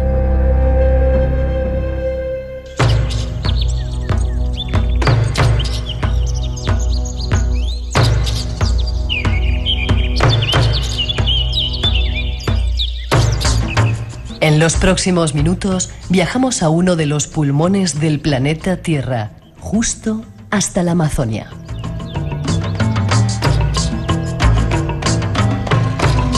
Nuestro próximo invitado lleva años viajando hasta allí con un propósito: dar voz a los árboles y a las plantas, porque según dice, no hay planta en la tierra ni fruto en los árboles que no tenga en cada semilla un ángel que cuide de ella.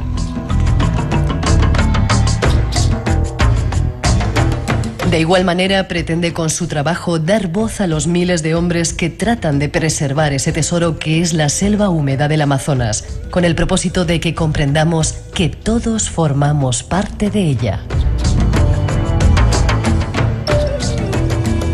Escuchemos algunas de sus palabras.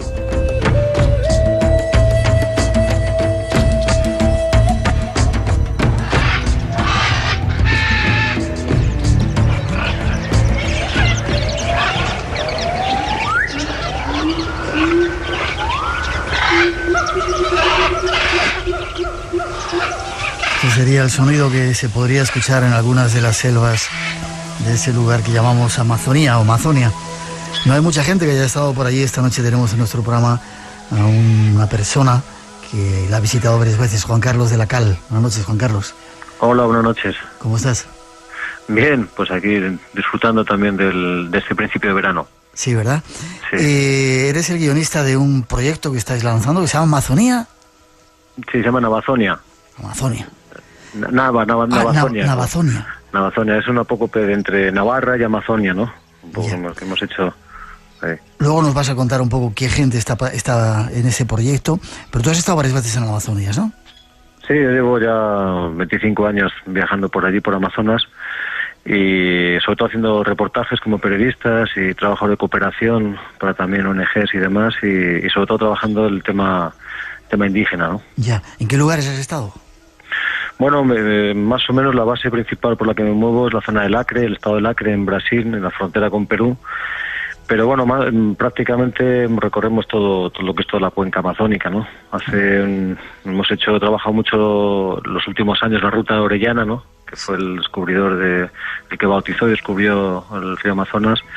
Y eso, él empezó la ruta en Ecuador y descendió por Perú, por Colombia y acabó recorriendo la parte de Brasil hasta la desembocadura, ¿no? En Belén do Pará.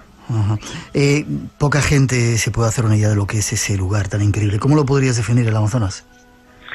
Bueno, pues es puede ser un paraíso infernal o un infierno paradisíaco, ¿no? Depende cómo esté cada uno, ¿no? La verdad es otro planeta no tiene nada que ver con... siempre están una vez venciendo los tópicos, ¿no? De si los mosquitos, el calor, etcétera, pues se convierte en un sitio pues impresionante, ¿no? O sea, no hay la mata, como dicen los brasileños, la selva tiene una majestuosidad, una forma y provoca unos sentimientos muy difíciles de expresar, ¿no?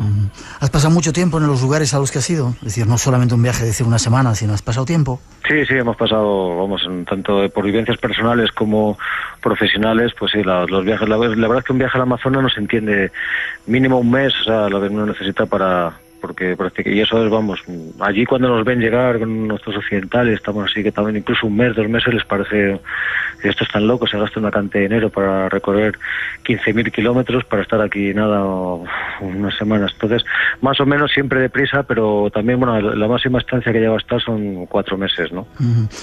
¿Has estado trabajando en proyectos de cooperación? Sí, hemos estado trabajando en proyectos de cooperación con las poblaciones indígenas y sobre todo en defensa, ¿no?, del medio ambiente, ¿no? Lo que estamos trabajando un poco denunciando el tema, pues eso, lo que buscaba Orellana, que era el dorado hace 500 años, pues ahora es el dorado negro del petróleo, el rojo de las madereras, el verde del agronegocio, ¿no?, de lo que están buscando con las patentes y demás, ¿no? Y de fondo el genocidio indígena, ¿no?, que sigue ocurriendo lo mismo, es como un retablo de una conquista que continúa después de 500 años, ¿no? Y estos pobres pues son los que siguen perdiendo en todas las partidas.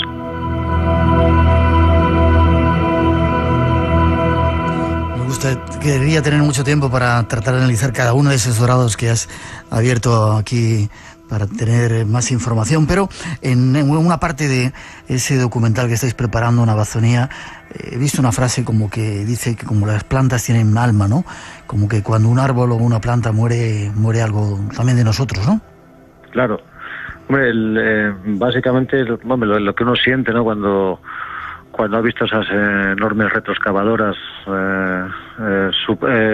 que los indios bautizan como supai, ¿no?, que es como diablo, ¿no?, la mano del diablo, ¿no?, cuando ven aquellas máquinas enormes, una rueda ocupa más de 2 metros casi de diámetro, ¿no?, y ve tirar aquellos árboles majestuosos de aquella frontera casi invisible entre lo mágico y lo real, pues duele, ¿no? Eso duele, no sé, supongo que cualquiera lo habrá sentido cuando ha visto talar un bosque, ¿no? O un incendio, ¿no? Entonces, claro, nosotros lo que estamos defendiendo un poco siempre en este documental y en otros trabajos que hemos hecho es la defensa de la biodiversidad, ¿no? Y que entendamos que el Amazonas, todo lo que acontezca allí en el Amazonas, nos afecta directamente a nosotros, aunque esté a tanta distancia, ¿no? No podemos estar, como que no nos pilla muy lejos. Allí, de esas plantas que están derribando, de esas deforestaciones masivas que están haciendo, pues se encuentra, dicen las estadísticas, entre un 40 y un 60% de los componentes que llevan las medicinas que compramos en las farmacias. Es decir, que casi la mitad de las medicinas que compramos en las farmacias tiene algún componente extraído de alguna planta amazónica, ¿no? Con lo cual, y solo está catalogado, dicen, no sé, la tercera parte como mucho, y siendo generosos, ¿no? Entonces, es que la gente se imagine que ahí está la farmacia del presente y del futuro, sobre todo para remedios para enfermedades de ahora y que pueden venir, ¿no? Y en muchos casos lo estamos destruyendo antes incluso de llegar a descubrirlo, ¿verdad? Claro, eso es un poco el proyecto que está haciendo nuestro compañero Diego Arregui, que es un médico navarro que trabaja con plantas, ¿no?, un naturópata. Él lleva 10 años trabajando allí con una aldea de unos indios amazónicos en el estado de Acre, que son los catuquinas, que, digamos, se encuentran un poco en aquella paradoja, en aquella encrucijada que les ha llevado el progreso, ¿no? Indios que los detentores de aquella sabiduría de las plantas, ¿no?, los que conocen para qué sirve cada una, que hablan con ellas incluso, no eso lo dicen claramente, ¿no?, a través de sus propios brebajes y demás, pues ahora se encuentran que los viejitos no tienen a quién pasarles ese conocimiento, ¿no?, porque sus hijos, los nietos, pues ya están más encandilados con esta sociedad de consumo que les ha llegado a través de las carreteras, las luces, los teléfonos, la televisión sobre todo, ¿no? Y estaban en un punto muerto como de no saber a quién pasar esas tradiciones y esos conocimientos de las plantas, ¿no? Entonces lo que ha hecho Diego es un poco esa puente de transmisión, ¿no? Al principio, hace unos años era impensable que un payé, que un chamán de allá pasara un conocimiento a un hombre blanco, ¿no?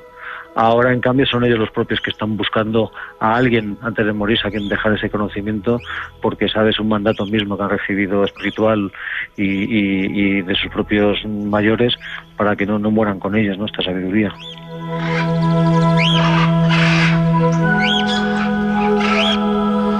Has hablado de chamanes. ¿Tú has estado con ellos en algunas tribus? Sí, hemos estado bastante, ¿no? La verdad es que es uno de los objetivos que a mí personalmente me acercó primero al Amazonas fue esa vertiente chamánica, que es espiritual, ¿no? ¿Y cómo ha sido la experiencia con ellos? Bueno, la experiencia siempre es despacito, porque hay que ir muy... No te dejan fácilmente entrar dentro de su mundo, ¿no? No, los que son así más auténticos, hombre, siempre está aquella cosa folclórica, que llega el gringo y tal, y hacen una sesión de lo que sea para él, y le cobran $100, y que sea lo que Dios quiera, ¿no? Pero hecho así bien, vamos, un poco en profundidad, de a poquito, tienes que acercarte, ver un poco, demostrar que tú eres un buscador y que no quieres nada. Entonces, bueno, de alguna manera, una vez pasadas las primeras barreras, pues sí, pues te permiten acceder a un poco a su mundo, siempre hasta un punto, ¿no? Pero bueno, la verdad es que una vez que entras ya, pues no sé, pues puedes hasta recibir una iniciación, ¿no? De alguna manera, de algo que ni siquiera buscabas, ¿no? ¿Nos puedes contar alguna de tus experiencias? Bueno, experiencias es difícil tratar con palabras, ¿no? Mi experiencia sobre todo ha sido básicamente con la ayahuasca, ¿no? Y otras plantas de poder de allí, ¿no? ¿Dónde fue? ¿En qué lugar? La primera vez fue en Brasil. Brasil, luego seguí en Perú, bueno, he hecho ya varias incursiones, ¿no? Sí. Y bueno, la experiencia pues es pues eso, como dicen los chamanes, ¿no? Ellos dicen que el mundo real es el otro, el que estamos aquí es el mundo de ilusión, ¿no? Entonces, pues es como pensar, yo realmente me hice creyente, ¿no? Más creyente de lo que era a través de estas experiencias chamánicas, ¿no? Donde no es tanto, no importa tanto lo que hagas o cómo lo hagas, sino la trascendencia espiritual que tiene, ¿no? Realmente dentro de ti. ¿Es tan intenso lo que se vive, tan real incluso? Bueno, sí, yo te digo, es difícil narrar. Difícil también es poner la experiencia personal, porque luego se crea una expectativa en la gente, ¿no? Crees que vas a ir a un chamán, te vas a hacer un ritual y vas a, no sé, o vas a ver a Dios o vas a ver el infinito y tal. En el fondo son plantas destinadas a la búsqueda, son herramientas para la búsqueda interior, ¿no? El conocimiento de uno mismo y esa conexión que uno tiene, pues eso, por eso les llaman enteógenos los científicos, ¿no? Que significa Dios dentro de nosotros, ¿no? Es un poco eso de buscar el ser divino que tenemos dentro y luego poderlo compartir con más gente, ¿no? Entonces la experiencia en ese aspecto es difícil de describir, porque te digo, por el tema sobre todo de las expectativas, ¿no?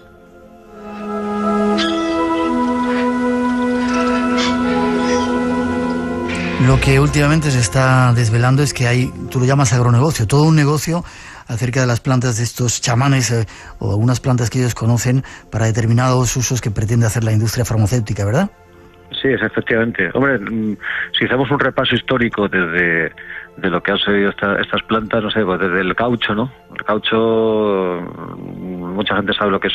Este año, curiosamente, se cumplen 100 años del fin de la era del caucho, ¿no? Que fue cuando salieron las primeras plantaciones allá de lácteos allá en Malasia, ¿no?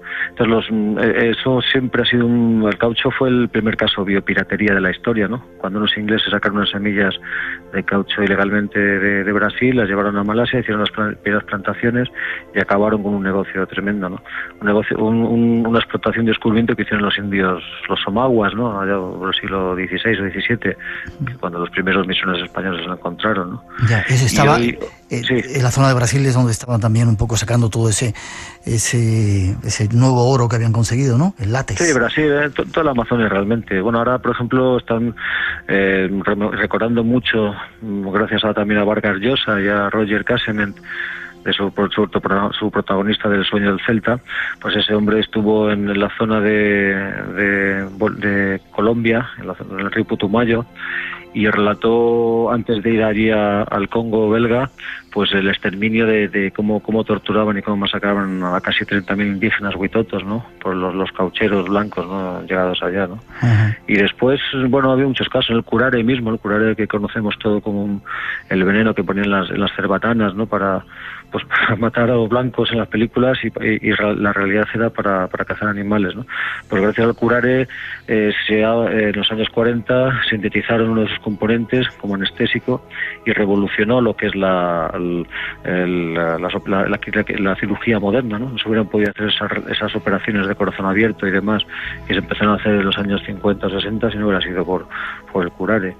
Y casos muchos, el ácido fórmico, por ejemplo, ¿no? Yo eso sí lo he visto allí en las hormigas. Exacto, las hormigas, ¿no? Pues allí he visto que a los viejitos cuando se ponen malos o así de artritis, les duelen las articulaciones, los llevan a unos hormigueros inmensos, así que hay ahí de esos de más de 2 metros de altura, y los atan al hormiguero, ¿no? Para que les piquen las hormigas, unas hormigas que te vuelven loco de dolor. Ya me han picado algunas y es increíble. Uh-huh. Las izulas, que le llaman ahí, o tucandeiras en Brasil. ¿Y eso les cura? Y luego se los llevan ahí ya desmayados y nada, son procedimientos que hacen ellas continuamente, ¿no? Y así como un largo etcétera, ¿no? Que se podría contar de cosas. Dime, Juan Carlos, ¿luego les cura las dolencias de las articulaciones después de esa movida de las hormigas? Pues sí, bueno, les cura. Ellos dicen que sí, claro, no sé si se habrán puesto una vitamina B12 o una cosa así, pero vamos, realmente ellos es un sistema de la farmacia viva de la selva, ¿no? No sé, ahora por ejemplo he visto peregrinaciones, ahora han descubierto, por ejemplo, otro de los remedios que tienen ellos, claro, es el veneno del sapo que llaman, ¿no? Que es el cambó, ¿no? Que es un saco que es la filomedusa bicolor, que una de las secreciones que hace, pues ellos te lo untan, te hacen unas incisiones en los brazos con una especie de canutillo, te untan un poco el veneno así de manera tópica por encima y bueno, te pones a morir, vomitas hasta el alma, ¿eh? Y es un poco, y lo que han descubierto, por ejemplo, que también hay una guerra de patentes en ese aspecto, es que aumenta el sistema inmunitario. Todo está, por ejemplo, bueno, hay creo que un científico italiano intentó patentar el extracto, ¿no? De que salía de ahí. Uh-huh. Y yo he visto auténticas peregrinaciones de gente enferma de cáncer, de SIDA y demás, porque va allí va a la selva pues a hacer ese ritual con los indios para reforzar esa inmunidad, ¿no? Que tiene Nintendo, ¿no? Ya. Infinidad de cosas que todavía no conocemos. ¿Qué podíamos hacer por salvar todo eso? Aparte, ahora hablaremos de esa iniciativa vuestra, ese documental para darlo a conocer a todo el mundo. Pero ¿qué podemos hacer desde aquí para que no haya genocidio, para que se respeten los derechos? Porque supongo que de todo este tipo de patentes los indígenas no se llevan nada, claro.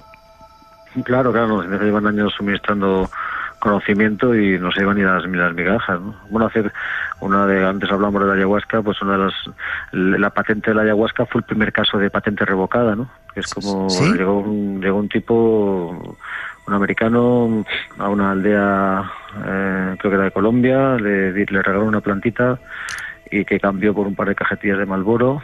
Se la llevó a su país, la registró en California y la plantita la encontré en la aldea tal, no sé qué, no sé cuánto.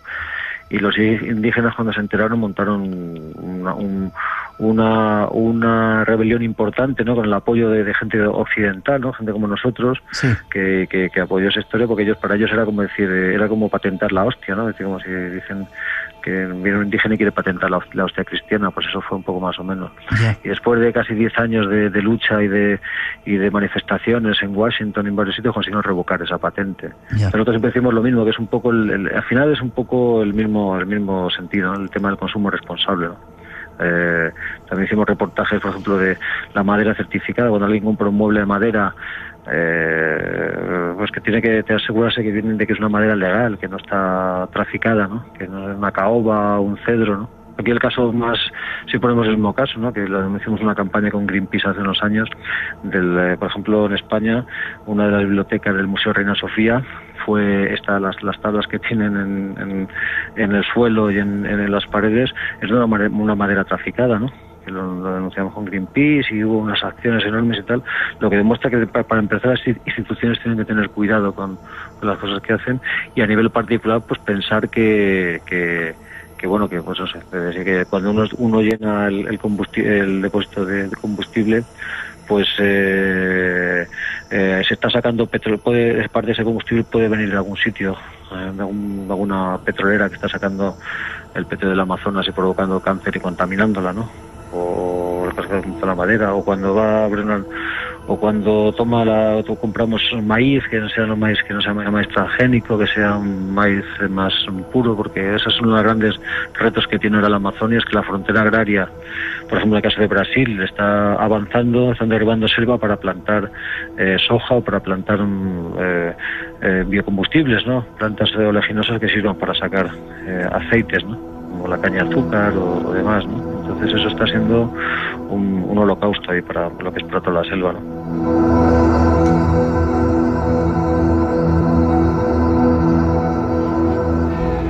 Navazonia, os habéis juntado, según mis informes, 3 amigos, 3 personas que vivís más o menos en esa zona de Navarra para hacer un documental. ¿Quiénes sois?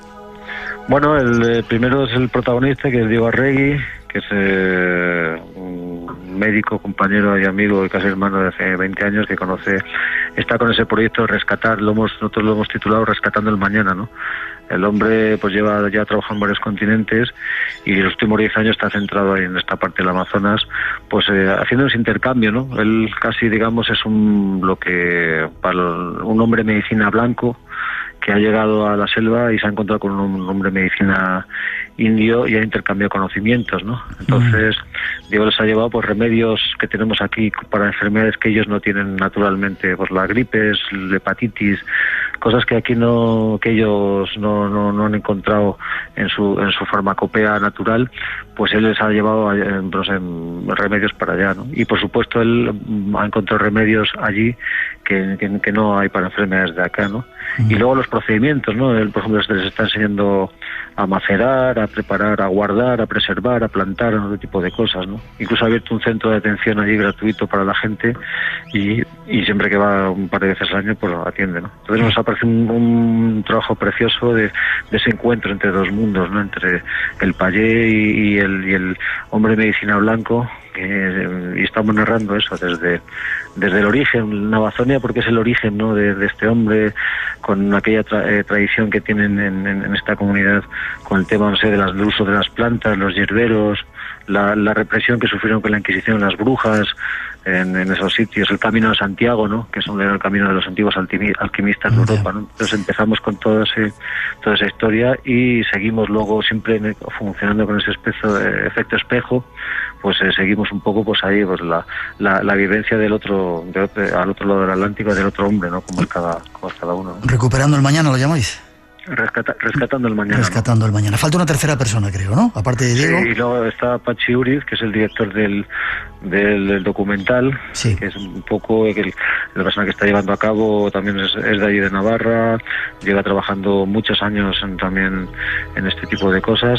Y amigo de Diego, somos los 3 amigos, gracias a Dios, y estamos ahí, él es un poco el encargado de plasmar toda esta vivencias en imágenes, ¿no? Que yo lo que he visto me ha encantado. ¿Hay forma de ayudaros? ¿Forma alguna página web para informarse? ¿Coproducir un poco esto? No sé si llegamos a tiempo. ¿Hay alguna forma de conocer algo más del proyecto? Sí, tenemos una página web, recibimos una financiación del Gobierno de Navarra, pero necesitamos, claro, los tiempos que corren con la que está cayendo, pues todo es poco, ¿no? Montamos una página web que se llama navazonia.com. ¿Navazonia? ¿Que es Navarra, Amazonía? Exacto, la poco juntando Navarra y Amazonia, pues se llama Navazonia. Con V y Z, ¿no? Sí. Y .com, y ahí, bueno, tenemos las indicaciones para entrar en una página de crowdfunding, que son estas páginas de web que han salido para el mecenazgo popular, ¿no? Donde cualquiera puede aportar, como que sea muy poquita cantidad, de 10 euros para adelante, pues para conseguir un poco ayudarnos a poder pagar los gastos de producción, ¿no? Porque realmente no lo hacemos esto por ánimo de lucro, estamos totalmente por la causa, y lo que necesitamos por lo menos, pues, aunque sea para comprar los billetes y dejarles algo también a esta gente allá, ¿no? Como es los que están trabajando, ¿no? Navazonia.com, un proyecto para concienciar de lo que está ocurriendo en ese otro lado del mundo, rescatando el mañana. Formamos parte de todo ello. Gracias, Juan Carlos. Ha sido un placer tenerte en el programa. Gracias a vosotros. Fuerte abrazo. Un abrazo.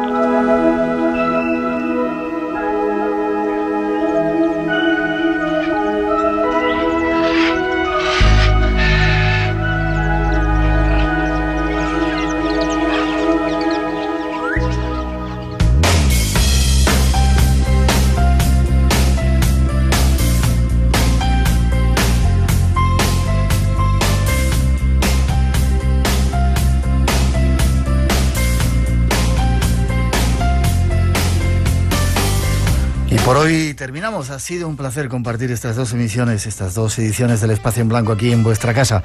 Ya sabéis, en Radio Nacional y en Radio 5. Y teníamos un concurso, 5 premios, y los ganadores han sido Coral Álvarez de Oviedo, Julio Vergara de Ponferrada, Gustavo Hidalgo de Almería, Rosa Jardiel de Canarias y Mariluz Echevarría de Badajoz. Poneros en contacto con nosotros para darnos la dirección y os enviaremos ese regalito. Y gracias a todos por las llamadas y las atenciones, los emails y estar ahí en ese Facebook del Espacio en Blanco. La semana que viene más, 2 apasionantes aventuras en las que seguramente nos vamos a hablar de maldiciones ese viernes y 13, a daros algunos de los datos de lo que significa, e invitados de lujo que nos llegan en exclusiva al programa, así que no os lo perdáis. Será viernes madrugada al sábado, madrugada del sábado y la madrugada del domingo a partir de las 2, la 1 en las Islas Canarias. Mientras, feliz semana, y con la recomendación de que sigáis en esta sintonía. Llegan Melodías Pizarras después de nosotros, hasta las 4. Os dejamos con un poquito de nuestra mejor música, y ha sido un placer con los saludos de Mar Gasca y Rubén de Felipe, que esta noche controlaron nuestro sonido. Ha sido un placer, cuidaros, nos vemos dentro de 6 días aquí en Radio Nacional.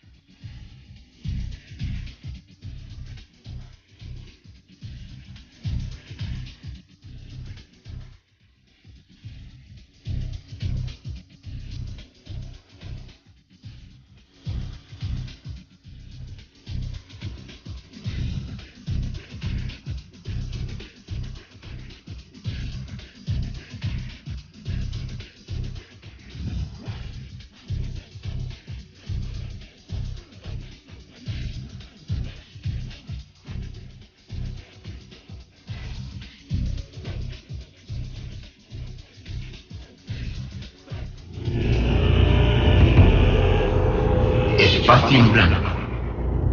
Mucho más de lo que puedas imaginar.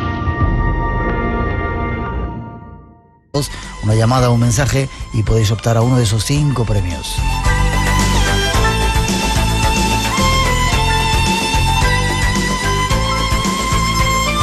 Con los saludos para todos los que estáis ahí esta noche disfrutando de la radio en directo. Nuestro viaje nos lleva hacia mundos desconocidos, lugares llenos de misterio. Estos son algunos datos del lugar que esta noche queremos visitar.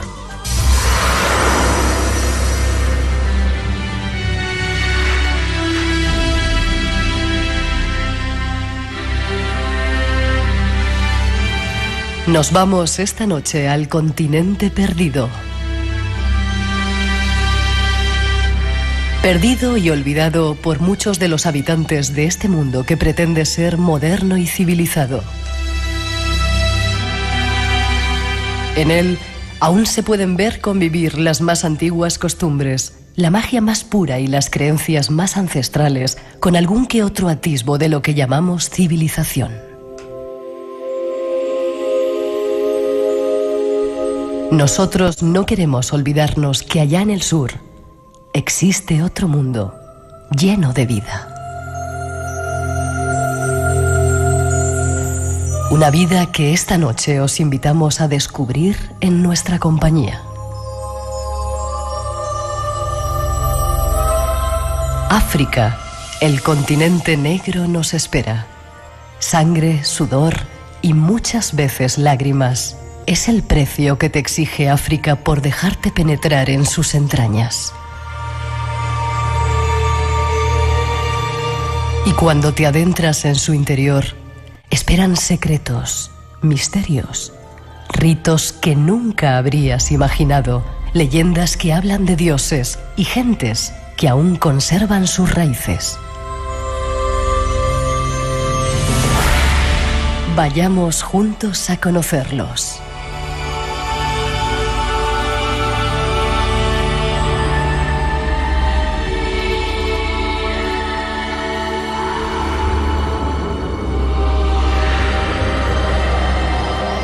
Y como guía para este primer viaje tenemos... Tumbada en una manta, tapada con una manta, me acerco a ella, me estaba llamando, me acerco, mete la mano, la mueve por debajo de la manta, saca una manzana y me la da. Qué bonito. Son esas cosas que se te quedarán grabadas toda la vida.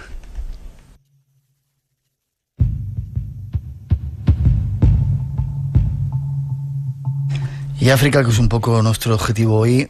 ¿Cuántas veces has estado en África? ¿Y la última vez que estuviste? Fue a África por la última vez el año pasado. Estuve en Burkina Faso, me hice todo Burkina entero por carretera, en la peor época, la época de lluvias.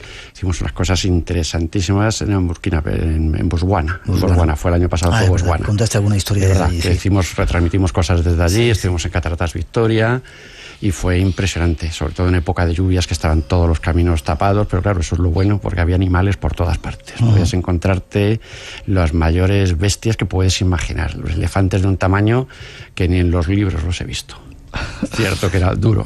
De alguna manera definir África, porque África es muy curioso, es un continente que pasa como algunas partes de Asia, ¿no? Como la India. De repente te da un golpe y te rechaza y dice, nunca más voy a volver aquí. Exacto. Cuando sales de África, algunos países dicen, no vuelvo nunca, pero sin embargo al mes estás deseando regresar y vuelves siempre. África no tiene un término medio. África o la odias o la amas. No tiene un término medio. Y esos momentos de amor y de terminar con ella te pasan continuamente en un viaje. En un viaje por África estás todo el tiempo pensando lo mismo. Hay cosas cuando ves algo único, algo impresionante, o tratos con la gente, cosas que ocurren, dices, esto es único, maravilloso. Pero luego tienes otros momentos que tienes desde los policías cuando te paran en la carretera, todos intentando sacarte. Bueno, una de las cosas, de las anécdotas de estas que podemos contar muy fácil y me ha venido a la cabeza, en la carretera de Benin, llegando a la frontera, íbamos en Burkina Faso hacia Benin, pues sale un soldado en mitad de la carretera y vació el cargador del AK-47 en mitad de la carretera. Paramos, llevamos matrícula, disparando al aire, vació el cargador, digo, bueno, paramos allí, se nos acerca un mal encarado, un sargento de la policía, y me dice, bueno, como veo que son extranjeros, yo quería proponerles una cosa. Yo es que tengo un negocio, voy a hacer una plantación de piñas y he pensado que sean ustedes mis socios. Gracias a la inocencia del africano, que le di mis datos, le dije, le di el primer nombre que me vino a la cabeza y le dije, mire, aquí tiene mis datos, aquí tiene tal, y yo no se preocupe, me pongo en contacto con usted y me dice dónde le mando el dinero y montamos la plantación de piñas. Gracias a esa inocencia africana conseguimos salir de allí solamente con eso.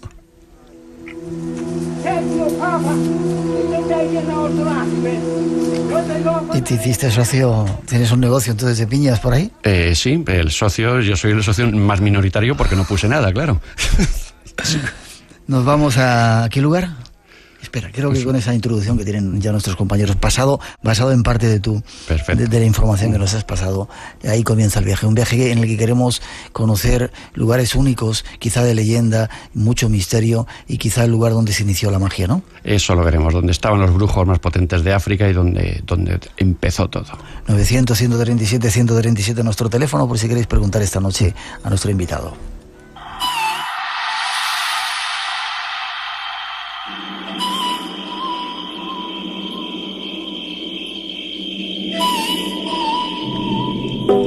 Nuestro primer destino en este viaje es Burkina Faso, traducido literalmente, el país de los hombres dignos.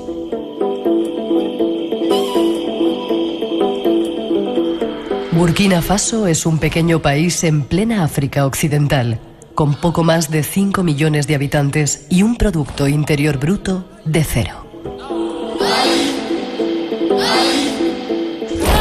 No producen absolutamente nada y viven de las ayudas internacionales, aunque a pesar de todo esto no es extraño ver circulando a gran velocidad por las calles de Ouagadougou, la capital de este enigmático lugar, numerosos Porsche modelo Cayenne con funcionarios del gobierno en su interior. La vida es así en África.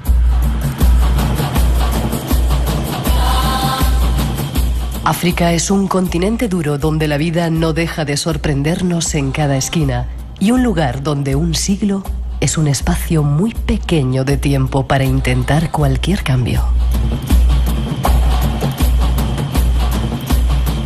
Nada más aterrizar en el aeropuerto internacional de Ouagadougou, ya notas que allí las... Vamos a un compañero, Juan José Revenga. Buenas noches. Buenas noches, Miguel. ¿Cómo estás? Muy bien, ¿y tú? Pues encantado, ya sabes que lo nuestro es como el bolero. Si tú me dices ven, lo dejo todo. Qué bonito.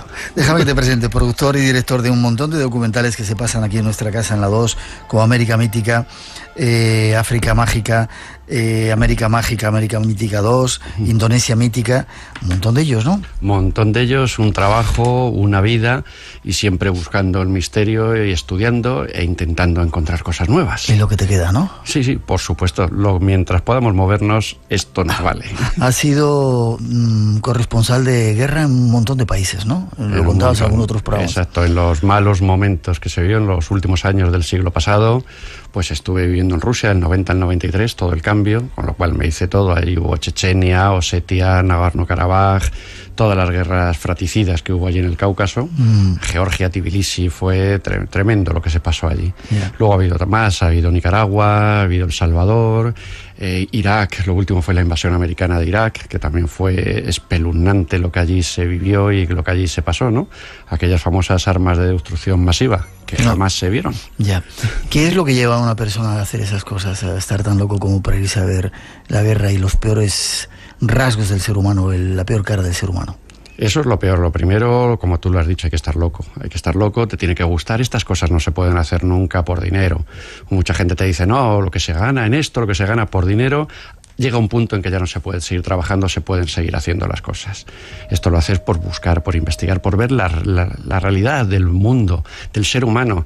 Es cierto que ves lo más duro y hasta dónde puede llegar. Y los que sufren siempre sufren los mismos. En una guerra ves que el que sufre siempre son los niños y la población civil. Yeah. Esos son los que de verdad pasan una guerra. Yeah. Sin embargo, el mundo es muy grande y le has dado muchas vueltas. Tú, ¿cuántas cosas aprenden también? Tiene su parte positiva y bonita todo eso, ¿no? Siempre hay que llevar la mente abierta para aprender, escuchar, y de todo el mundo puedes aprender. De la gente que está muriendo, que no tiene nada, les han quitado todo y te está ofreciendo una pobre anciana. Recuerdo una anciana en Nagorno-Karabaj que le habían derribado con un misil su casa, metida en un refugio, tenía cerca de 100 años, la mujer...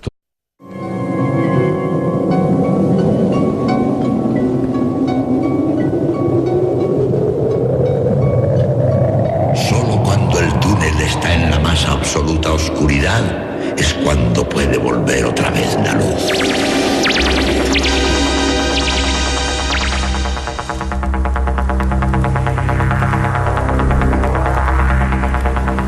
Estás entrando en el espacio en blanco. Una puerta a nuevas dimensiones de la existencia. Una nueva perspectiva sobre la realidad. Espacio en blanco.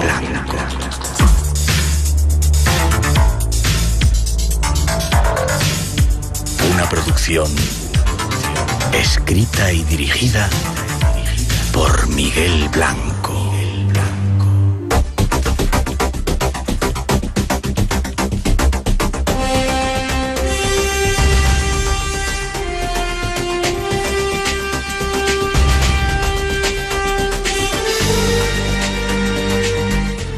Son las 2:07, 1:07 en las Islas Canarias, y es el momento en el que el sonido del misterio llega de nuevo a las antenas de Radio Nacional y Radio 5. Tenemos 2 horas por delante, hasta las 4, las 3 en las Islas Canarias, para viajar en directo hacia esos mundos desconocidos que aquí nos gustan, algo que solamente aquí, en vuestra casa, en el Espacio en Blanco y en Radio Nacional, podrás hacer.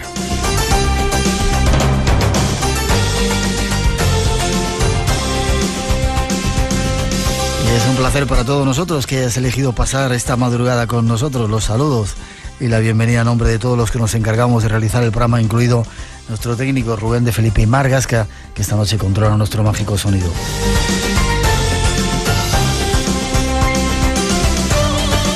Un programa que viene, como ya es habitual, con algunos regalos. Tenemos 5 premios para agradecer el que estés ahí, y solo hace falta que conectes con nosotros. Nuestro teléfono de llamada gratuita 900-137-137, el email espacioenblanco@rtv.es y nuestro muro de Facebook con saludos para todos.